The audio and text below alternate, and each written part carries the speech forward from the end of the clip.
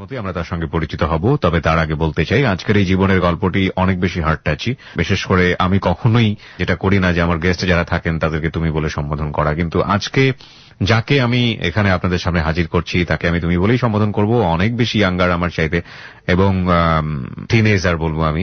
15 থেকে 16 বছর বয়স। অনেকদিন ধরেই চেষ্টা করছিল সে আমাদের এই অনুষ্ঠানে আসার জন্য, কিন্তু আমরা তার যে অবস্থা সেই অবস্থার জায়গাটা থেকে বা আমাদের জায়গাটা থেকে আমরা তাকে সুযোগটা দিতে পারছিলাম না, কিন্তু শেষ পর্যন্ত আজকে আমরা তাকে আপনাদের সামনে হাজির করছি লাখো মানুষের সামনে।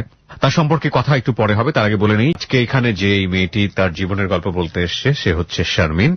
15 বছর বয়স্কা একজন কিশোরী, এবং তার জীবনের গল্প আজকে এখানে আমরা প্রচার করছি। আমরা বারবারই আপনাদেরকে একটা কথা বলি যে হ্যালো 8920 তে আজ পর্যন্ত এমন কোন জীবনের গল্প প্রচার করা হয়নি যেখান থেকে চাইলে কেউ কিছু শিখতে পারবে না। আজকের এই জীবনের গল্পটি অনেক বড় একটি শেখার জায়গা আছে, এবং আজকের এই জীবনের গল্পটি কোথায় গিয়ে দাঁড়িয়েছে শেষ পর্যন্ত সেটাই দেখার বিষয়। চলুন, যিনি গেস্ট আছে তার সঙ্গে আমরা একটু পরিচিত হই। আচ্ছা, তুমি তোমার নামটা একটু বলো তো। আমার নাম শারমিন। শারমিন, তোমার ডাক নাম কি? শারমিন সুচি। সুচি হচ্ছে তোমার ডাক নাম। পুরো নাম? পুরো নাম শারমিন সরোয়ার সুচি। খুব সুন্দর নাম নিঃসন্দেহে। সুচি, তোমার বয়সটা বলো আগে সবার। আমার বয়সটা এখন 15-16 চলছে। 15 থেকে 16। আমি যতদূর বুঝি, যতটুকু কথা হয়েছে তোমার সঙ্গে, তো তোমার বয়স 15-র বেশি হবে না। আর তুমি কোথায় থাকছো এখন? আমি এখন যাত্রাবাড়িতে, ঢাকা যাত্রাবাড়িতে। ওখানে তুমি, তোমার জন্মটা কি ওখানেই হয়েছে? হ্যাঁ, ওখানেই হয়েছে। ওকে। সুচি আজকে আমাদের সঙ্গে রয়েছে। ওর বয়স 15 বছর এবং ও তার জীবনের গল্প বলতে এখানে এসছে। শারমিন সরোয়ার সুচি। চলুন তার কাছে আমরা যাই, এবং প্রথম থেকে আমরা শুনবো যতটুকু মনে আছে। আমি 15 বছরের জীবনের গল্প তোমার খুব ছোট। অনেক যারা এখানে জীবনের গল্প বলতে আসেন তাদের কারো কারো বয়স 60-65 আমরা পেয়েছি, এবং 18-এর ওপরে, মানে 18 বছরের বয়সের ওপরে সাধারণত আমরা কাউকে সুযোগ দিই না। কিন্তু তোমার জীবনের গল্পটা আসলে খুব বেশি হার্ট টাচি, আমি যেটা প্রথমেই বলছিলাম, এবং এই জায়গাটা থেকে আজকে আমরা আসলে প্রচার করার একটা বিশেষ পদক্ষেপ নিয়ে আসলে তোমাকে সুযোগটা দিয়েছি। চলো শুনি তোমার জীবনের গল্প, তোমার যেখান থেকে মনে আছে।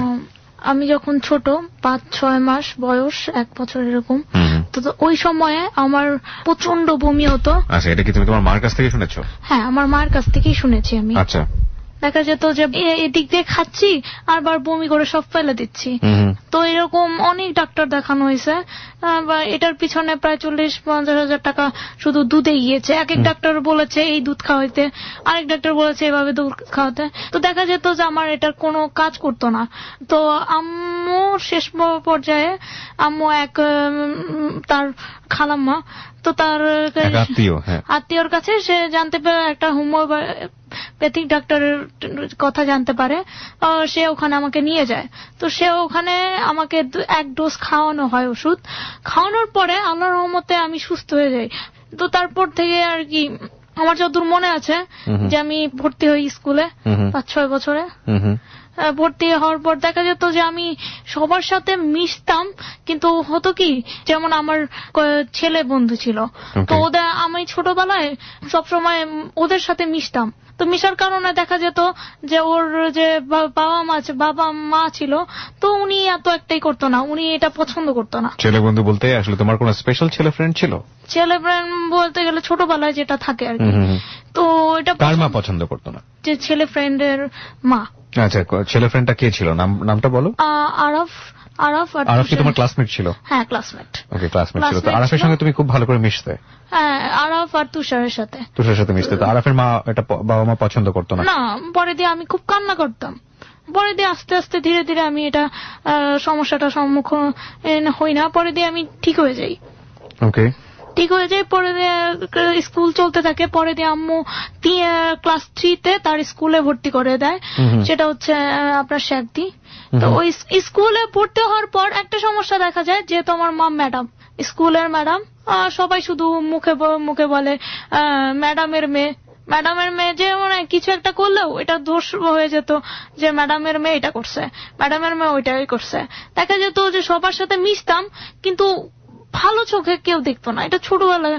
তো আমি যখন ক্লাস 5-এ পড়ি, আমার মনে আছে যে আমি বাচ্চাদের সাথে, আমার যে সহপাঠীরা ছিল, তো ওদের সাথে আমি মিশতাম, তো ওরা না আমার সাথে এত একটা মিশতো না। মিশা বলতে গেলে মিশতো, কিন্তু ওরা আমার সাথে কেমন যেন হিংসুটে টাইপের আচরণ করতো। দেখা যেত যে আমি যদি কোনো খেলতে যেতাম বা কোনো কিছু করতাম, ওরা নিতেই করতো না, বলতো যে এটা তুমি পারবা না, এটাই করবা। আর কোনো পড়া যদি না পারতাম বা কিছু একটা হতাম, ওদের মুখেই একটা কথা ছিল যে ম্যাডামের মেয়ে কেন এটা করবে। তো প্রতিটা সময় সমস্যা হতো।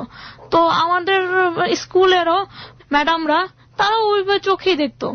ওকে, কোনো কিছু হলে আম্মুর কাছে বলতো।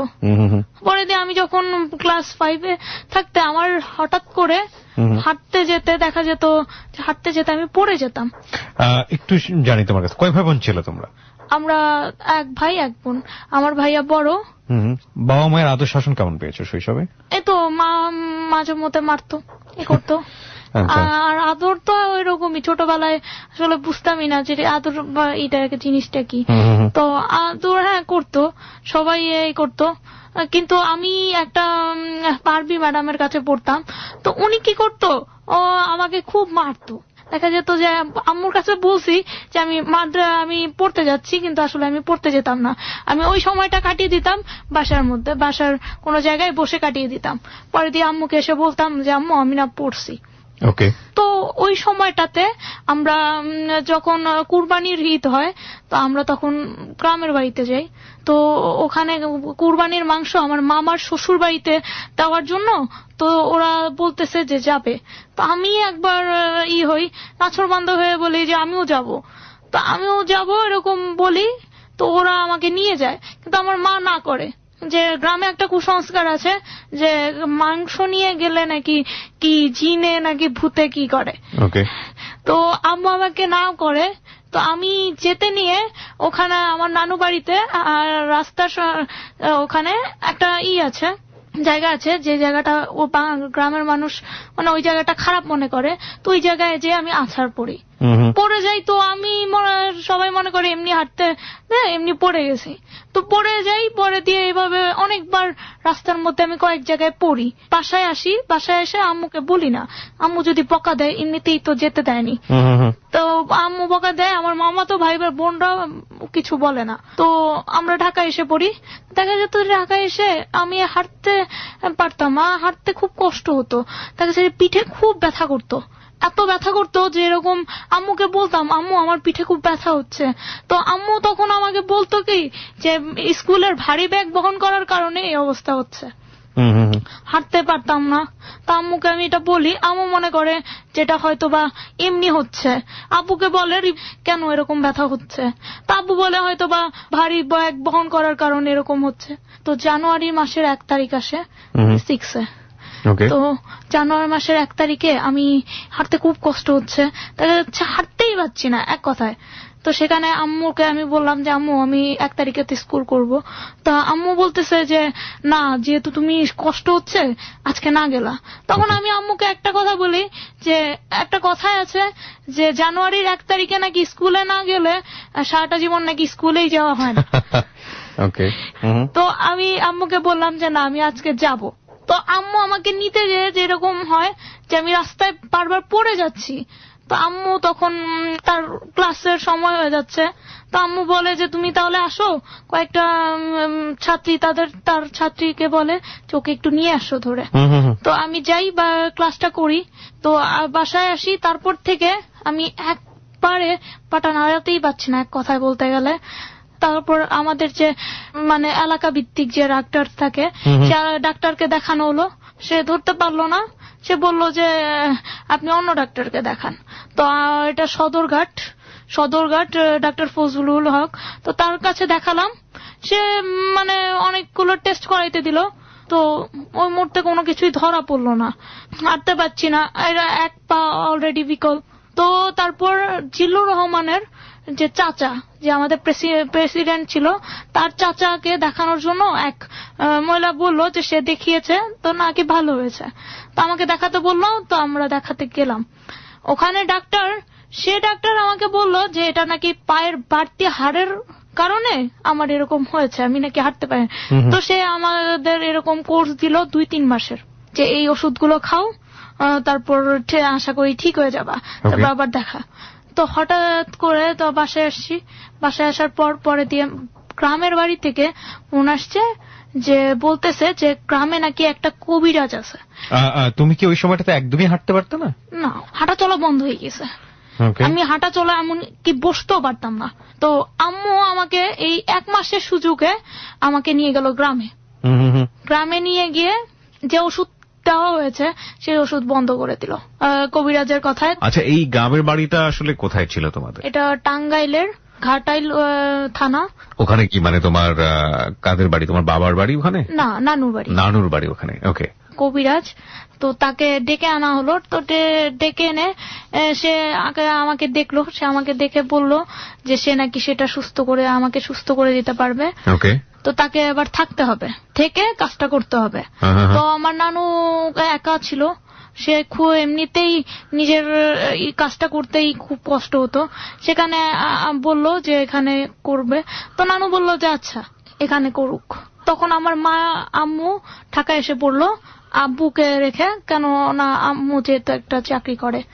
তো সে প্রতিদিন এরকম কাজ করে। ফার্স্টের দিন সে কতগুলো পাতা, তারপরে মাখন, ঘি, এগুলো মিক্সড করে সে একটা মলমের মতো একটা মিক্সড বানালো। বানিয়ে এটা বললো যে এটা দিতে। এটা সে প্রতিদিন আমাকে এমন করতো যে সে শুয়ে পুরো জেলিটা সে মেখে আমার পা এত জোরে জোরে টানাটানি করতো আর সেটা মাখিয়ে দিত। আমি খুব কাঁদতাম, কান্দাকাটি করে তাকে ইচ্ছে মতো যা গালাগাল দিতে আমি দিতাম। এমন গালাগালি করতাম যে পাশের যে পাড়া থেকেও আমার গালাগালি শোনা যেত। তো সবাই তো ভিড় করতো, কেন গালাগালি করতেছে মেয়েটা। মানে একটা জিনিস বুঝতে পারলাম যে তোমার পায়ে কোনো কিছু টাচ করলে সে ফিলটা তোমার সেই মুহূর্তে ছিল, কিন্তু তুমি মুভ করতে পারতাম না, বসতেও পারতাম না। বসতে পারতাম না, তো আমাকে কেউ ধরে বসাই দিতে হতো। তো তখন স্কুলে যাওয়াটাও বন্ধ না? হ্যাঁ, স্কুলে যাওয়া বন্ধ করে দিয়েছো। স্কুলে যাওয়া বন্ধ। আচ্ছা, ওকে। তো সে প্রতিদিন আমাকে এরকম মালিশটা দিয়ে দিত, আর প্রচন্ড শারীরিক ভাবে টর্চার যেটাকে বলে। ও তোমার শারীরিক ভাবে টর্চার করতো? মানে সে টর্চারটা কে করতো? কবিরাজ করতো? কবিরাজ করতো। আমি আমার বাবা মাকে বারবার বলতাম। শারীরিক টর্চার বলতে কি ধরনের টর্চার করতো? টর্চার বলতে গেলে আমার পা সে মানে যেভাবে খুশি টানতেছে পায়ের মধ্যে মাসল ধরে, মানে মলম যেভাবে লাগায় তার থেকেও কঠিন করে সে লাগিয়ে সেখানে সে ঠাস ঠাস করে থাপ্পড় দিত। তারপর সে কি করতো, সে আমাকে দাঁড়ানোর নাম করে সে আমাকে ধরে এমন ভাবে উপর করে দাঁড়ানো করাতো, আমার মনে হতো যে আমার সেন্স কাটতে পড়তো না। আমি কান্না করতাম যে কেন। আমি আমার বাবা মাকে বারবার বলতাম যে বাবা আমার খুব কষ্ট হচ্ছে, আমার পক্ষে সম্ভব না, কিন্তু তারা এটাই করতো না, যেহেতু কবিরাজেরই। সে মাগরিবের টাইমে, যখন আজানের টাইমে সে কি করতো, ঝাড়ু, তারপর কিছু পাতা, কি জানো ওগুলো, তো ওই পাতা সে নিয়ে আমাকে প্রতিদিন এই ঝাড়ু দিয়ে পেটাতো। এই সন্ধ্যাবেলা টাইপের নিয়ে, সন্ধ্যাবেলায় কোনো একটা জঙ্গলে নিয়ে আমাকে সে পেটাতো। কি বলেছিল সে তোমার সম্পর্কে ওই সময়টাতে? কোন জিনভূত ধরেছে বা এরকম কোনো কিছু? সে বলতেছে যে বাতাস লেগেছে। তারপর সে এত মানে খাবার পেটুক ছিল, সে প্রতিদিন 1 বল ভরে ভাত খেত, তারপরে সে চা পেত সেই খেত। এমনিতেই আমার নানু একা মানুষ, 3 জনের সে করতো। তাকে তারপরে বিকালে চা দিতে হতো, নাস্তা দিতে হতো। তো নানু একা পারতো না, দেখা যেত তার খুব কষ্ট হতো। নানু চিল্লাচিল্লি করতো, হ্যাঁ, যে কাকে নিয়ে আসলাম, এটা কি অবস্থা, খাওয়ার জন্য এরকম করতেছে। তো পরে দিয়ে যেটা হতো যে আম্মু তখন মেট্রিক পরীক্ষার, এসএসসি পরীক্ষার একটা 1 মাস পরীক্ষা হয়। আম্মু অ্যাপ্লিকেশন করলো যে সে পরীক্ষার ডিউটি করবে না, এই টাইমটা সে গ্রামে আমার কাছে আসবে। তো আম্মু তাই করলো। গ্রামে এসে আমাকে ওই কবিরাজ দেখানো হইতেছে। তো ওই কবিরাজ প্রতিদিন আমাকে টর্চার করতো। রুটিনটা কি ছিল? কবিরাজ প্রতিদিন তোমার সাথে কিভাবে লাইক সকালে এটা করতো, দুপুরে এটা করতো, বিকেলে এটা করতো? সকালে যেটা করতো, ওই যে মাখনের মতো একটা জেলি, ওটা দিয়ে মালিশ করতো। সেটা দিয়ে খুব জোরে জোরে মালিশ করতো। ওকে, সেটা একেবারেই আনবিয়ারেবল ছিল, অসহ্য ছিল। ওকে, এরপর সে যেটা করতো, এরপর আমি মানে সে বিরতি দিত, সে এইটুকু পর্যন্ত বসে থাকো। সে একটা কিছু কিছু খাবার সে না করে দিয়েছিল, এইসব খাবার খাওয়া যাবে না, যেমন ডাল, মাছ জাতীয় খাবার খাওয়া যাবে না, ডিমও খাওয়া যাবে না, এমন অবস্থা ছিল। তো তারপরে দধি টাইপের মানে যেটাই সে টোটালি নিষেধ করে দিল, এসব খাবার খেলে নাকি আমার রস নাকি বেড়ে যাবে, হাড়ের রস। তা আম্মু যখন গেল, তো একটা দিন এরকম হয়েছে, রাত্রেবেলা সে বিস্কুট খাওয়ানো হতো। সে কি করতো, ও ভালো কথা ভুলে গেছিলাম, সেটা হচ্ছে যে সে বড়ি, কতগুলো বড়ি বানিয়ে দিয়েছিল, এই বড়িগুলো বিস্কুট খেয়ে খেতে হতো। সেটা খাওয়াটা অসহ্য ছিল, খাওয়াটা এত তিতা ছিল যে বলার মতো না, আমি খেতে চাইতাম না, যার কারণে বিস্কুট দিয়ে খাওয়ানো হতো আমাকে। প্রিয় শ্রোতা, আমরা এই জায়গাটা শারমিন, আমরা যেখানটাতে ছিলাম যে মা ছুটি নিলেন তোমার জন্য এবং সে তখন টাঙ্গাইলে। ওকে, তারপর? টাঙ্গাইলে তো একটা দিন এক রাত এরকম হয়েছে যে হঠাৎ করে কবিরাজ তার কাজে সে বাইরে গিয়েছে, সে বলছে যে সেই দিন সে ফিরবে না। তো আমার আব্বু আইসা পড়ছে, যেহেতু সে ব্যবসা করতো ওই সময়টা। তো হঠাৎ করে রাত্রেবেলা, শীতের রাত, আমার এরকম হয়েছে যে আমার খুব পেট খারাপ হয়েছে, তো এই দিক দিয়ে আমি বমি করছি আর এই দিক দিয়ে মানে, তো এমন অবস্থা হয়েছে যে টেপ ছেড়ে দিলে যেটা হয় একই পড়তে থাকে, যেটা এরকম পড়তেছে। তো আশেপাশে কোনো মানুষ নেই, গ্রামে একদম শীতের রাতে মাসে। আমাদের নানু বাড়িটা এরকম যে অনেক দূরে, মানে বাড়িটা একাই এক জায়গায়। তো এরকম আমার মামিও নাই, তো মামির তাদের আবার ছেলে মেয়ের তখন এসএসসি পরীক্ষা দেবে, তো ওরা ঘাটাল চলে গেছে, ঘাটাইলে পরীক্ষার কেন্দ্র। তো মামি আসছে তার জিনিসপত্র নিতে। আচ্ছা। তো এই সময়টা রাত্রে এরকম, আম্মু তো পুরো চিন্তায় অস্থির যে এখন সে কি করবে এই রাত্রে। তো তখন মামি একজন তাদের এই এলাকার মানে আম্মুর যত সম্ভব আত্মীয় হয়, তো তাকে নিয়ে ওই রাতের বেলা কোনো ফার্মেসি নেই, ফার্মেসি তাও আছে 1 মাইল 2 মাইল, মানে অনেক দূরে। তো ওই দূরে যে সে রাত্রে বেলা যে ফার্মেসি থেকে ওষুধ আনছে।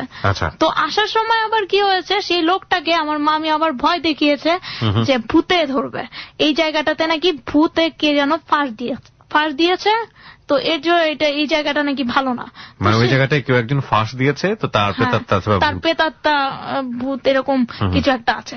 তো লোকটা তো ভয় পেয়ে গেছে, তো বাসায় এসে আম্মুকে বলতেছে যে আপা এই অবস্থা, সে তো আমাকে ভয় দেখিয়েছে।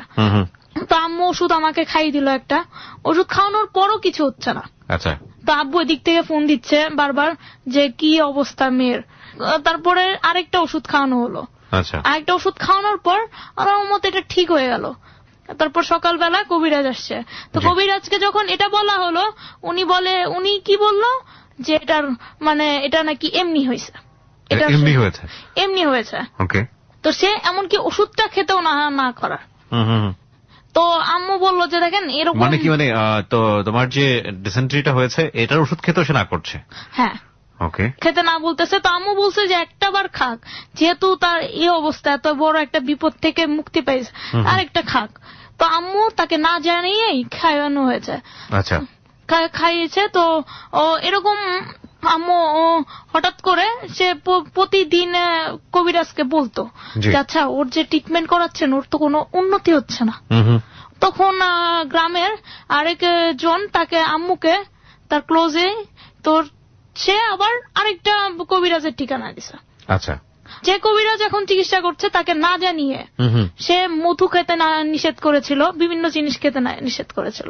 তো ওই জিনিসটাই আবার ওই কবিরাজ দিয়েছে। আচ্ছা। তো এটা না জানিয়ে আমার মা আমাকে খাওয়াতো। মানে যেটা বুঝলাম আমি সেটা হচ্ছে যে তুমি প্রথম যে কবিরাজের কাছে ট্রিটমেন্ট করতে তার কিছু খাবারের প্রতি নিষেধ ছিল, দ্বিতীয় কবিরাজের কাছে নিয়ে যাওয়া হলো, সে ওই খাবারগুলো খেতে বলেছে, এবং তারপরে যেটা হতো তোমার মা দ্বিতীয় কবিরাজের কথা শুনে প্রথম কবিরাজ যেগুলো খেতে না করেছিল সেগুলো মূলত তোমাকে খাওয়াতো, তাই তো? সে খাইয়েছে আমাকে। এখানে খুব ইম্পর্টেন্ট একটা পয়েন্ট আছে প্রিয় শ্রোতা, ও কিন্তু প্রথমে ওকে ডাক্তারের কাছে নেওয়া হয়েছিল এবং ডাক্তারের কাছে যখন ও ট্রিটমেন্টরত অবস্থায় ছিল ঠিক সেই মোমেন্টে ওনার ফ্যামিলি জানে যে ওই ওদের নানুর বাড়িতে কোনো একজন কবিরাজ আছে যে নাকি এসব ট্রিটমেন্ট খুব ভালো করে। তারপরে এই কবিরাজের কাছে ওকে আনা হয় এবং এই কবিরাজ ওকে কি ট্রিটমেন্ট করছে বর্তমানে বা গল্পের জায়গাটিতে আপনারা নিশ্চয়ই জানেন। এবং সেটা সবচেয়ে ইম্পর্টেন্ট যেটা ছিল যে এলোপ্যাথিক যেই ট্রিটমেন্টটা চলতেছিল বা যে ওষুধগুলো ছিল সেটা ওই কবিরাজের কাছে আসার পরে বন্ধ করে দেওয়া হয়েছে। এবং এই কবিরাজ এতই কট্টরপন্থী কবিরাজ যে ডিসেন্ট্রি হলেও সেখানে সে অ্যালোপ্যাথিক কোনো ওষুধ খেতে না করছে। ইন দ্য মিন টাইম ওর মা আরো একজন কবিরাজের শরণাপন্ন হয়েছে, কিন্তু ওই কবিরাজের মেথড আবার এই কবিরাজের মেথড মিলছে না। এই জায়গাটায় আমরা আছি। খুবই খুবই খুবই ইন্টারেস্টিং একটা জীবনের গল্প, কিন্তু শেষ পর্যন্ত এটা কোথায় গিয়ে দাঁড়ায় সেটাই দেখার বিষয়। হ্যাঁ বলো। তারপরে ওই ওষুধ আমাকে খাওয়ানো হতো, যেরকম হতো যখন কবিরাজ বাইরে যেত তখন আম্মু চুপি চুপি আমাকে এরকম ওষুধ খাওয়াতো। যেটা হলো যে আমার আম্মু তার আপনার আত্মীয় হয়, তার পাশের বাড়ি, তো সে বলল মাটিতে গর্তে পুঁতে রাখতে। আমাকে নাকি এরকম হয়েছে, তাদের নাকি একজনকে মাটিতে গর্তে পুঁতে রাখছে, তাতে নাকি সে ভালো হয়ে গেছে। যে লোক এই ধরনের কথা বলেছে সে কি কোনো কবিরাজ? সে কোনো কবিরাজ না, কিন্তু সে এটা বলেছে। আচ্ছা, মানে সে তোমার মাকে সাজেশন দিয়েছে যে মাটিতে পুঁতে রাখলে তুমি ভালো হয়ে যাবে। সাজেশন দিয়েছেই, কবিরাজকেও বলেছে। তো কবিরাজকেও উনি বলেছে যে মাটিতে পুঁতে রাখতে। হ্যাঁ, তো কবিরাজ এরকম যে সে যখন দেখতে পাচ্ছে যে তার কোনো কাজ হচ্ছে না, তখন সে আম্মুকে বলছে যে তাই করা হোক। তো আমাকে আম্মু বলল যে আমাকে গর্তে পোতা হবে।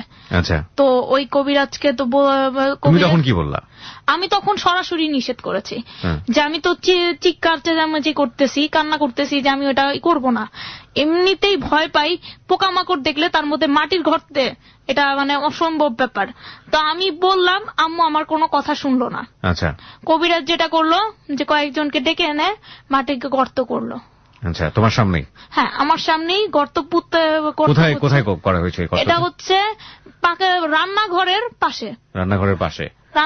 পাশে। আচ্ছা, তো গর্ত খোঁতা হলো, মানে পুঁতা যেটা হয়, তো সেটা করা হলো।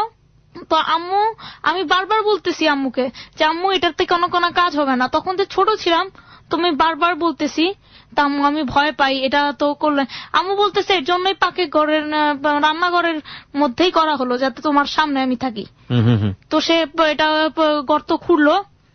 ওই একটা যে মনে পড়েছে যে এই গর্তের কথা বলেছে, তার নাম হচ্ছে মাসুকানা। তাকে মাসুকানা বলেই সবাই চেনে। তো সে ওখান থেকে বলতেছে যেটা করলে খুব ভালো হবে।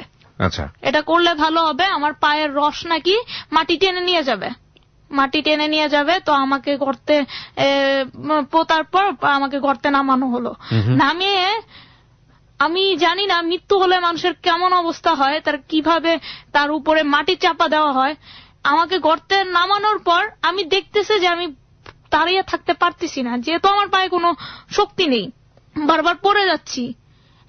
ওই মুহূর্তে আমাকে ধরে এভাবে দাঁড়া করিয়ে আমার দুই ইসের দিক দিয়ে আমি পারতেছি না, আমার পায়ের উপর দিক দিয়ে মাটি চাপা হচ্ছে, মাটি এদিক দিয়ে চাপ দিচ্ছে আর এই দিক দিয়ে আমাকে ধরে আছে। কি যে অবস্থা যে বলার মতো না। আমার খুবই ব্যথা হচ্ছে, তবু কোনো কাজে লাগতেছে না। তারপরে আমাকে এই বুক পর্যন্ত আমাকে এরকম মাটিতে পুঁতে দেওয়া হলো। তারপরে কবিরাজ গেল তার কাজে, বলল যে সে একটু আসতেছে, সে তার পাশের ইসে নাকি কবিরাজে। তো সে গেল। আমার আম্মুকে আমি বারবার বলতেছি যে আম্মু আমি এটা থাকতে পারতেছি না, ভয় করতেছে, যে ভেতরে খুব খারাপ লাগতেছে। তো আম্মুকে আমি বললাম যে আম্মু প্লিজ এটা আমাকে করে দাও। এখন তো সে নাই। তো আম্মু উল্টা বলতেছে না, এটা তোমার ভালোর জন্য করতেছি। এটা তোমার মা একজন স্কুল শিক্ষিকা ছিলেন, আপনি যেটা প্রথমেই বলছিলেন। Fine, that's a very important point. বলুন তারপর। তা আম্মু বলতেছে যে এটা করলে তোমার ভালো হবে, তুমি সুস্থ হয়ে যাবা, হাঁটতে পারবা। তো তো আমাকে করানো হলো। এভাবে আমাকে প্রায় 5 ঘন্টা রাখানো হলো, 5-6 ঘন্টা এরকম থেকেছি আমি। যখন সন্ধ্যা হয়, সন্ধ্যার সময় আমাকে মাটি থেকে এই যেভাবে খোঁড়া হয়েছে আবার খুঁড়ে আমাকে বের করে। খুঁড়ছিল কি দিয়ে? এটাকে কি বলে, একটা লোহার মতো লোহার দিয়ে লোহার মতো এটা কি নামটা আসলে আমার, এটা কি কোনো খুন্তি বা কোনো শাবল বা? হ্যাঁ, শাবল বা গ্রামের ভাষায় বলে শাবল। শাবল দিয়ে খুঁড়তেছে। তো আপনাকে যখন এটা করছিল, গ্রামে তো ধরনের ঘটনা ঘটলে লোকজনের ভিড় জমে যাওয়ার কথা। হ্যাঁ, ভিড় জমেছে। ভিড় জমে সবাই আমাকে দেখতো, প্রতিদিন আমাকে দেখতে আসতো সবাই, আর আমাকে বলতো যে মেয়েটা কেমন বকাবকি করে, কিন্তু এইটুকু বুঝতো না যে কেন আমি বকাবকি করতেছি, কেন গালাগালি করতেছি। তখন তুমি যেন কোন ক্লাসে পড়ো? তখন আমি 6-এ। ক্লাস 6-এ থাকা অবস্থায় ঘটনা এটা। ক্লাস 6-এ, তখন ওর বয়স খুব বেশি হলো 11 বছর, আজ থেকে প্রায় 4 বছর আগের ঘটনা এটা। ওকে, বলো তারপর। তারপর মাটি খুঁড়ে তো তুলছিল, তো এরকম ব্যাপারটা যে আমি আমার পা দেখতে পাচ্ছিলাম না, কারণ আমার ভয় হচ্ছিল যে মাটি করতেছে, যদি আমার পায়ের উপরে কোনো আঘাত পড়ে। তো আমি বারবার আমি চিকা করতেছি যে আস্তে করেন, করেন না। ব্যাপারটা এমন ভাবে খোঁড়া হলো, খুঁড়ে আমাকে বের করা হলো। তখন পায়ের কালারটা এরকম হয়েছে যে কালো হয়ে মনে হচ্ছিল পায়ের কোনো নেই, পা একদম ছোটামোটো হয়ে গেছে, যেটা পা আমরা হাত যদি কতক্ষণ ভিজিয়ে রাখি যে ছোটামোটো হয়, এরকম ছোটামোটো হয়ে গেছে। তারপর আমাকে গোসল করানো হলো, গোসল করিয়ে তারপর বাইরে বসিয়ে, তারপর সে কি করতো, আমাকে বাঁশ আছে না, বাঁশ দিয়ে সে আমার পা বেঁধে রাখতো। পাশ দিয়ে বেঁধে রেখে ওভাবে আমাকে দাঁড়িয়ে করে রাখতো, যেটা সবচেয়ে কষ্টকর ছিল। এদিক দিয়ে আমার পা ওই করতেছে না, সেখানে সে আমাকে ধরে চাপটে ধরে আমাকে এইভাবে দাঁড়া করিয়ে রাখছে। ওকে, ধরে করে রেখেছে। তো তাকে আমি ইচ্ছে মতো গালাগাল দিতাম, প্রতিবার দিতাম। পা কালো হয়ে গেছে, তো পায়ে আমি ভয় পাচ্ছিলাম খুব যে এরকম চেহারা হয়েছে কেন। তো আম্মু তখন আমাকে উঠিয়ে সরিষার তেল দিয়ে পুরো পাটাকে আমাকে মালিশ করে দিছে, যাতে পায়ের কোনো সমস্যা না হয়। তো করে দিছে। তো এইভাবে সে আমাকে প্রায় 2-3 দিন রাখছে। এরকম অবস্থায় তো কোনো কাজ হচ্ছে না। তোমাকে কি আবার এরকম মাটির ভেতরে কতবার করা হয়েছে এরকম? এটা প্রায় 3বার। 3বারের মতো তোমাকে এরকম মাটিতে পোতা হয়েছে?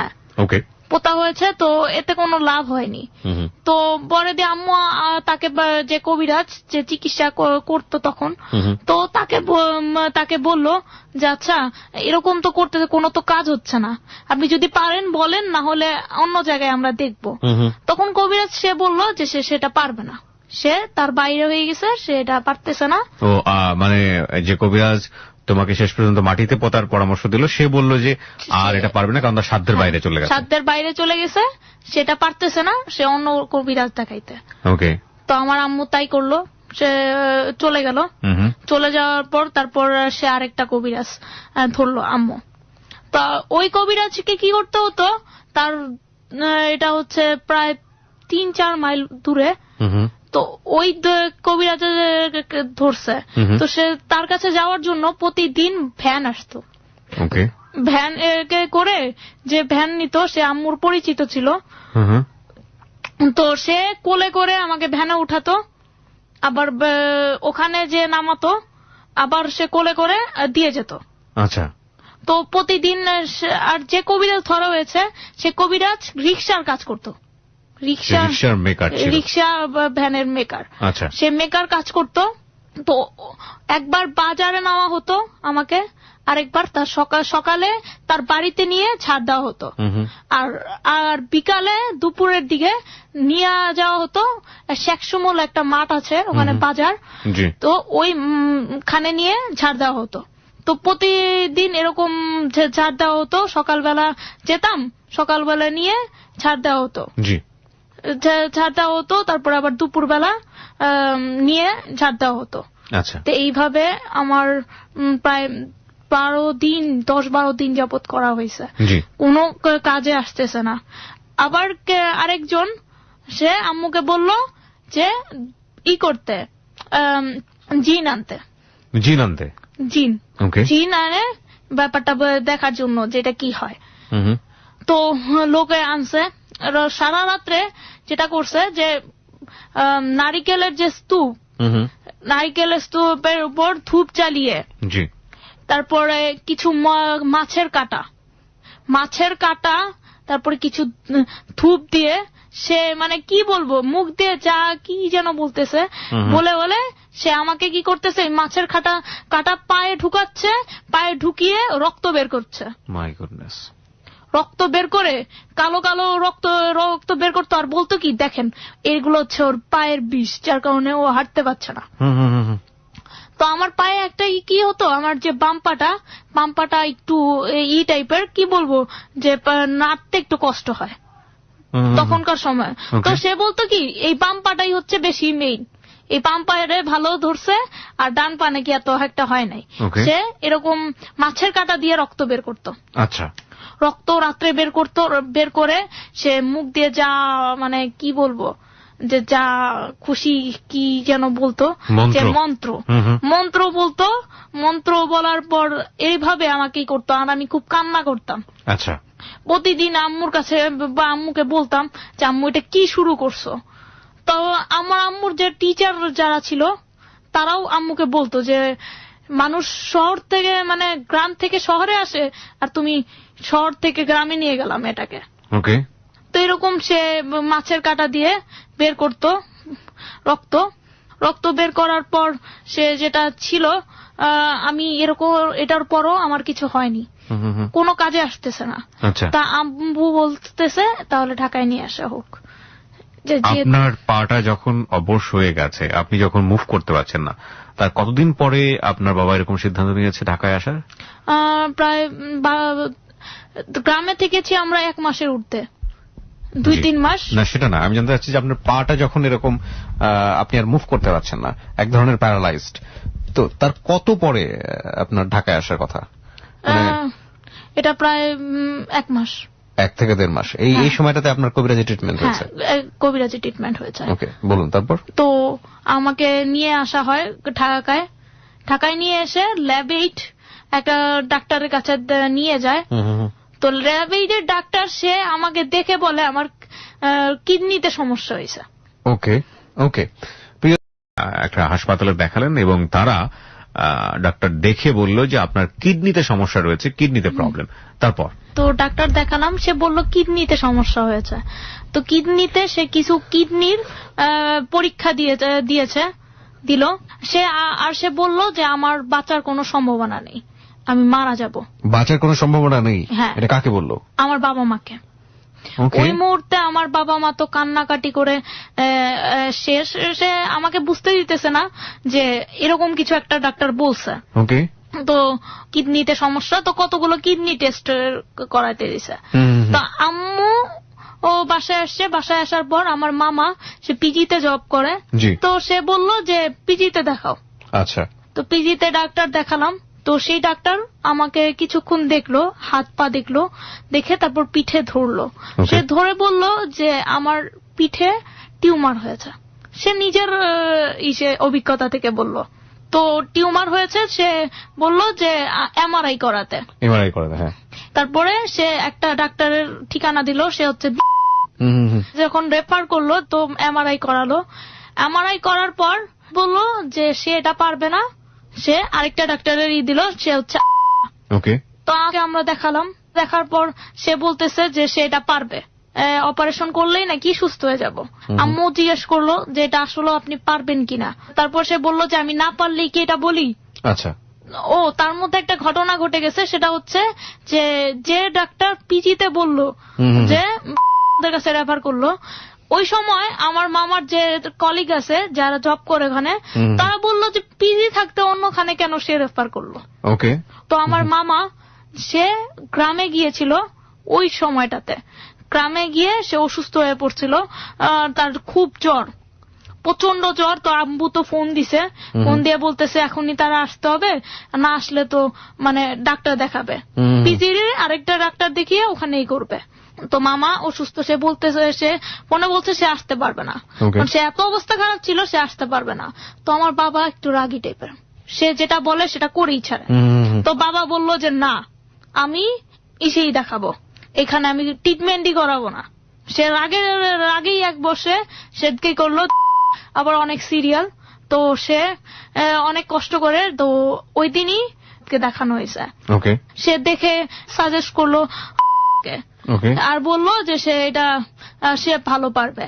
তো দেখানোর পর ওই যে আম্মু যেটা জিজ্ঞেস করলো যে সে পারবে কিনা, বললো হ্যাঁ সে পারবে। তারপর অপারেশনের ডেট একটা ফিক্সড করলো, তার যে টাকা, যে কত টাকা সে নেবে, প্রায় 1 লাখ না 2 লাখ সে করছিল আপনার অপারেশন কস্ট, অপারেশনের যে টাকা। ভালো কথা, সে ওই দিন অপারেশনের জন্য আমাকে তৈরি করা হচ্ছিল, আমি কান্না করতেছিলাম। কি অপারেশন করে ফেলে দিবে? টিউমার। টিউমার কোথায় হয়েছে? এটা হচ্ছে মেরুদণ্ডে। মেরুদণ্ডে টিউমার হয়েছে, তো ওই টিউমারটা কেটে ফেলে দিলে আমি নাকি সুস্থ হয়ে যাব। ওকে। তো আমাকে তৈরি করা হচ্ছে ব্লাডের জন্য, বা ভাইয়ার বন্ধুকে বলছে, তারপরে আরো কয়েকজনকে জোগাড় করা হলো ব্লাডের জন্য। গ্রুপটা কি আপনার? আমার গ্রুপ হচ্ছে রক্তের গ্রুপ ও পজিটিভ। ও পজিটিভ, ওকে। ও পজিটিভ রক্তের গ্রুপ জোগাড় করা হলো। তো আমি আম্মুর কাছে খুব কান্না করতেছিলাম, আম্মুকে বলতেছিলাম যে মা আমার তো ভয় লাগতেছে, ভয় লাগতেছে, তো আমি এটা করবো কিভাবে। তো আম্মু ওই করতেছিল, কাঁদতেছিল আর বলতেছিল চিন্তা করো না, টেনশন, ওটা ভয় নিও না। তো আমাকে যখন অপারেশনের থিয়েটারে ঢোকানো হলো, তখন আমি আমার আব্বুর হাত ধরেছিলাম। আমার খুব ভয় হচ্ছিল কি করবে না করবে। তার আগে আমি দাদু বলে ডাকতাম ওই, তো দাদুকে বললাম যে দাদু আসলে কি মানে আমি তো ভয় পাচ্ছি, আমি কি সুস্থ হব? সে বলল যে হ্যাঁ তুমি সুস্থ হবা। তারপর সে আমাকে অপারেশন থিয়েটারে নিল। নেওয়ার পর যেটা অবাক, আমার সবচেয়ে লাইফে ফার্স্ট আমি অপারেশন থিয়েটারে, বড় বড় লাইট, আর তার স্ত্রীও ছিল, তার স্ত্রী আর কিছু ডাক্তার ছিল। তো তার স্ত্রী ডাক্তার ছিল। তখন আমি দাদুকে বললাম, দাদু কিছু ইনজেকশন রেডি করছিল। ইনজেকশন দেওয়ার পর আমাকে জাস্ট মুখের উপর একটা মাস্ক পরিয়ে দেওয়া হলো, পরিয়ে দিয়ে আমাকে ইনজেকশন দিয়ে গুলো দিল। ইনজেকশন গুলো দেওয়ার পরে দিয়ে আমি আর বলতে পারবো না কিছু। পরের দিন আমি যখন সেন্স ফিরে দেখি যে দাদু আমাকে দেখে বলল কি কেমন আছো। আমি তখন বললাম হ্যাঁ ভালো আছি। আমি দেখলাম যে একটা রুমে অনেকগুলো রুগী, আর একটা ওটাকে কি বলে, আইসিইউ বলে, আইসিইউতে আমি শুয়ে রাখছে, কিন্তু এমন অবস্থায় শুয়েছি যে আমি কোনখানে নড়তেও পাচ্ছি না। রাইট, টেবিলটা সবসময় ছোটই থাকে অপারেশনে। হ্যাঁ, তো নড়তে পারছি না। এমনকি আমার তখন যেটা বলা হয়নি সেটা হচ্ছে অপারেশনের আগে আমাকে না খাওয়াই রাখা হয়েছে। তো আমার খুব ক্ষুধা পেয়েছিল। তো ক্ষুধা, আমি বারবার বলতেছি আমার খুব ক্ষুধা পেয়েছে, আমি খাবো, কিন্তু ওখানে কোনো খাবার দেবে না। অপারেশনের আগে কোনো খাবার দেয় না। অপারেশনের পরও আমাকে খাবার দেওয়া হয়নি, এমনকি পানিটাও আমাকে খেতে দিত না। একটা মুখায় করে একটু করে পানি দিত, আর আমার খুব বমি হতো, এমন বমি হতো যে বমির সাথে রক্ত পড়তো। তো আমি দেখলাম সেন্স ফিরে যে দাদু আর আব্বু। তো আব্বুকে বললাম আমি এখানে থাকবো না, এখানে খুবই আমার খারাপ লাগতেছে। এখানে এমন অবস্থা, এক এক রুগীর অবস্থা দেখে মনে হয় আরো অসুস্থ হয়ে যাওয়ার মতো। তো আমি এসির রুমে ছিলাম। তো এসি আমার চলছিল, কিন্তু আমি খুব ঘামছিলাম, এত ঘামতেছিলাম যে এসিতেও কোনো কাজ হচ্ছিল না। আমি বারবার বলতেছি যে এখানে কোনো চালাবো, আমার খুব গরম লাগতেছে। তো তারা বলতেছিল যে এসির পাশেই তো তোমাকে রাখা হয়েছে, তো তুমি কেন ঘামতেছো? তো আমি ওখানে কাউকে যেতে দেওয়া হতো না। আমি প্রতি সময় কান্না করতাম, কান্না করে বলতাম আমার আব্বুকে ডাকেন, আব্বুকে আসতে দিত না। তারপরে তারা অনেক মাঝে মধ্যে এত ধমক দিত যে সে না, তোমার বাবা আসতে পারবে না, তোমাকে এখানে একা শুয়ে থাকতে হবে। এটা তো করতোই। আর যখন ইনজেকশন গুলো দেওয়া হতো তখন মনে হতো যে আমি আর দুনিয়াতে নেই, মানে কি অসহ্য একটা যন্ত্রণা। এখান থেকে আমি নড়তে পারতেছি না, আর দিক দিয়ে খেতে পাচ্ছি না, আমার গলা শুকিয়ে যাচ্ছে, আমাকে একটু পানিও দেওয়া হতো না, পানিও দেওয়া হতো না। আমি চিৎকার করতাম, আমি খুব কান্না করতাম। দেখা যেত আশেপাশে রোগীর অবস্থা দেখে আমার আরো খারাপ লাগতো। তো আমি অনেক চিল্লাচিল্লি করার পর বাবাকে ডেকে নিয়ে আসা হতো, ফোন দিয়ে নিয়ে আসা হতো। তো বাবাকে বলতাম যে বাবা আমি এখানে থাকবো না, আমার তো এখানে চলতে পারছি না আমি, কারণ আমার খুব ক্ষুধা পাচ্ছে, তারপর আমি পানি খেতে পাচ্ছি না, কিছু করতে পারছি না। তো আমার খুব খারাপ লাগতেছে, এত খারাপ লাগতেছে যে আমি কিছু মানে কি সেন্সই আমার কাজ করতেছে না। তো বললাম, বাবা বলল যে না তোমাকে এখানে থাকতে হবে। তো সবাই দেখতে আসতো একবার করে, একটু দেখে মাত্র কয়েক মিনিটের জন্য সময় দেওয়া হতো, পরে দিয়ে আবার চলে যেত। তো এইভাবে রাত্রেবেলা, সকালবেলা, দুপুরবেলা এভাবে ইনজেকশন দেওয়া হতো। ইনজেকশন দেওয়ার পর আমার তো অবস্থা খুবই খারাপ হয়ে যেত, যে কান্নাকাটি করতাম, চিৎকার দিতাম।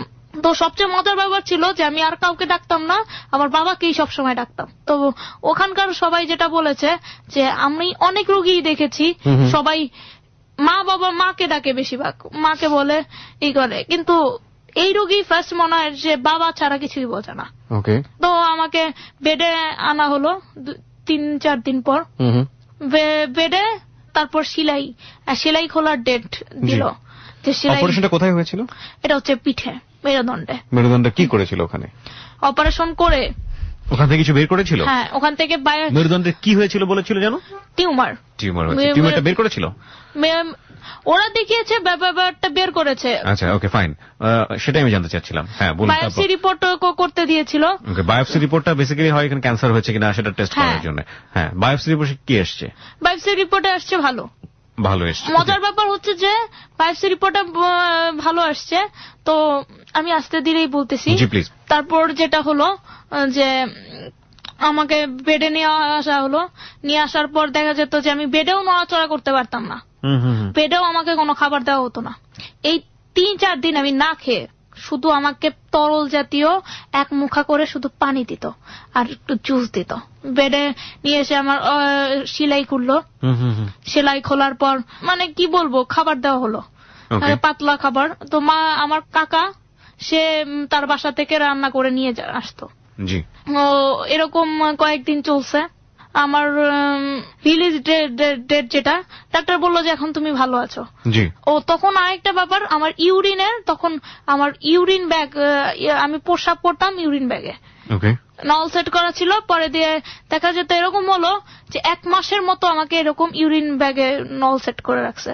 তো যার ফলে পরে আমার এমন অবস্থায় হলো যে আমি প্রস্রাব পড়তাম, বুঝতে পারতাম না, প্রস্রাবে এরকম হয়ে যেত। তো ডাক্তার একটা সময় এরকম করলো যে প্রস্রাবের যে নল দিয়ে অনেকগুলো প্রস্রাব বের করলো ভেতর থেকে। দেখা যেত ভেতরে আমার প্রস্রাব জমে আছে।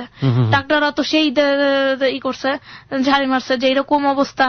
কিন্তু মজার ব্যাপার হচ্ছে আমি যেই ডাক্তারের আন্ডারে আছি তার কোনো মাথা ব্যথা নেই। ওকে, ভেরি ইন্টারেস্টিং। সে আরেক যে ডাক্তার, যারা ডিউটি ডাক্তারে থাকে, সে এসে বলল যে এইরকম করা হচ্ছে না, এমের তো সমস্যা হয়ে যাবে, প্রস্রাব ভেতরে জমা। তারপরে প্রস্রাব বের করা হলো, তারপরে আমার ঘা হয়ে গেছে। এটাও কি আবার অপারেশন করে বের করলো? না,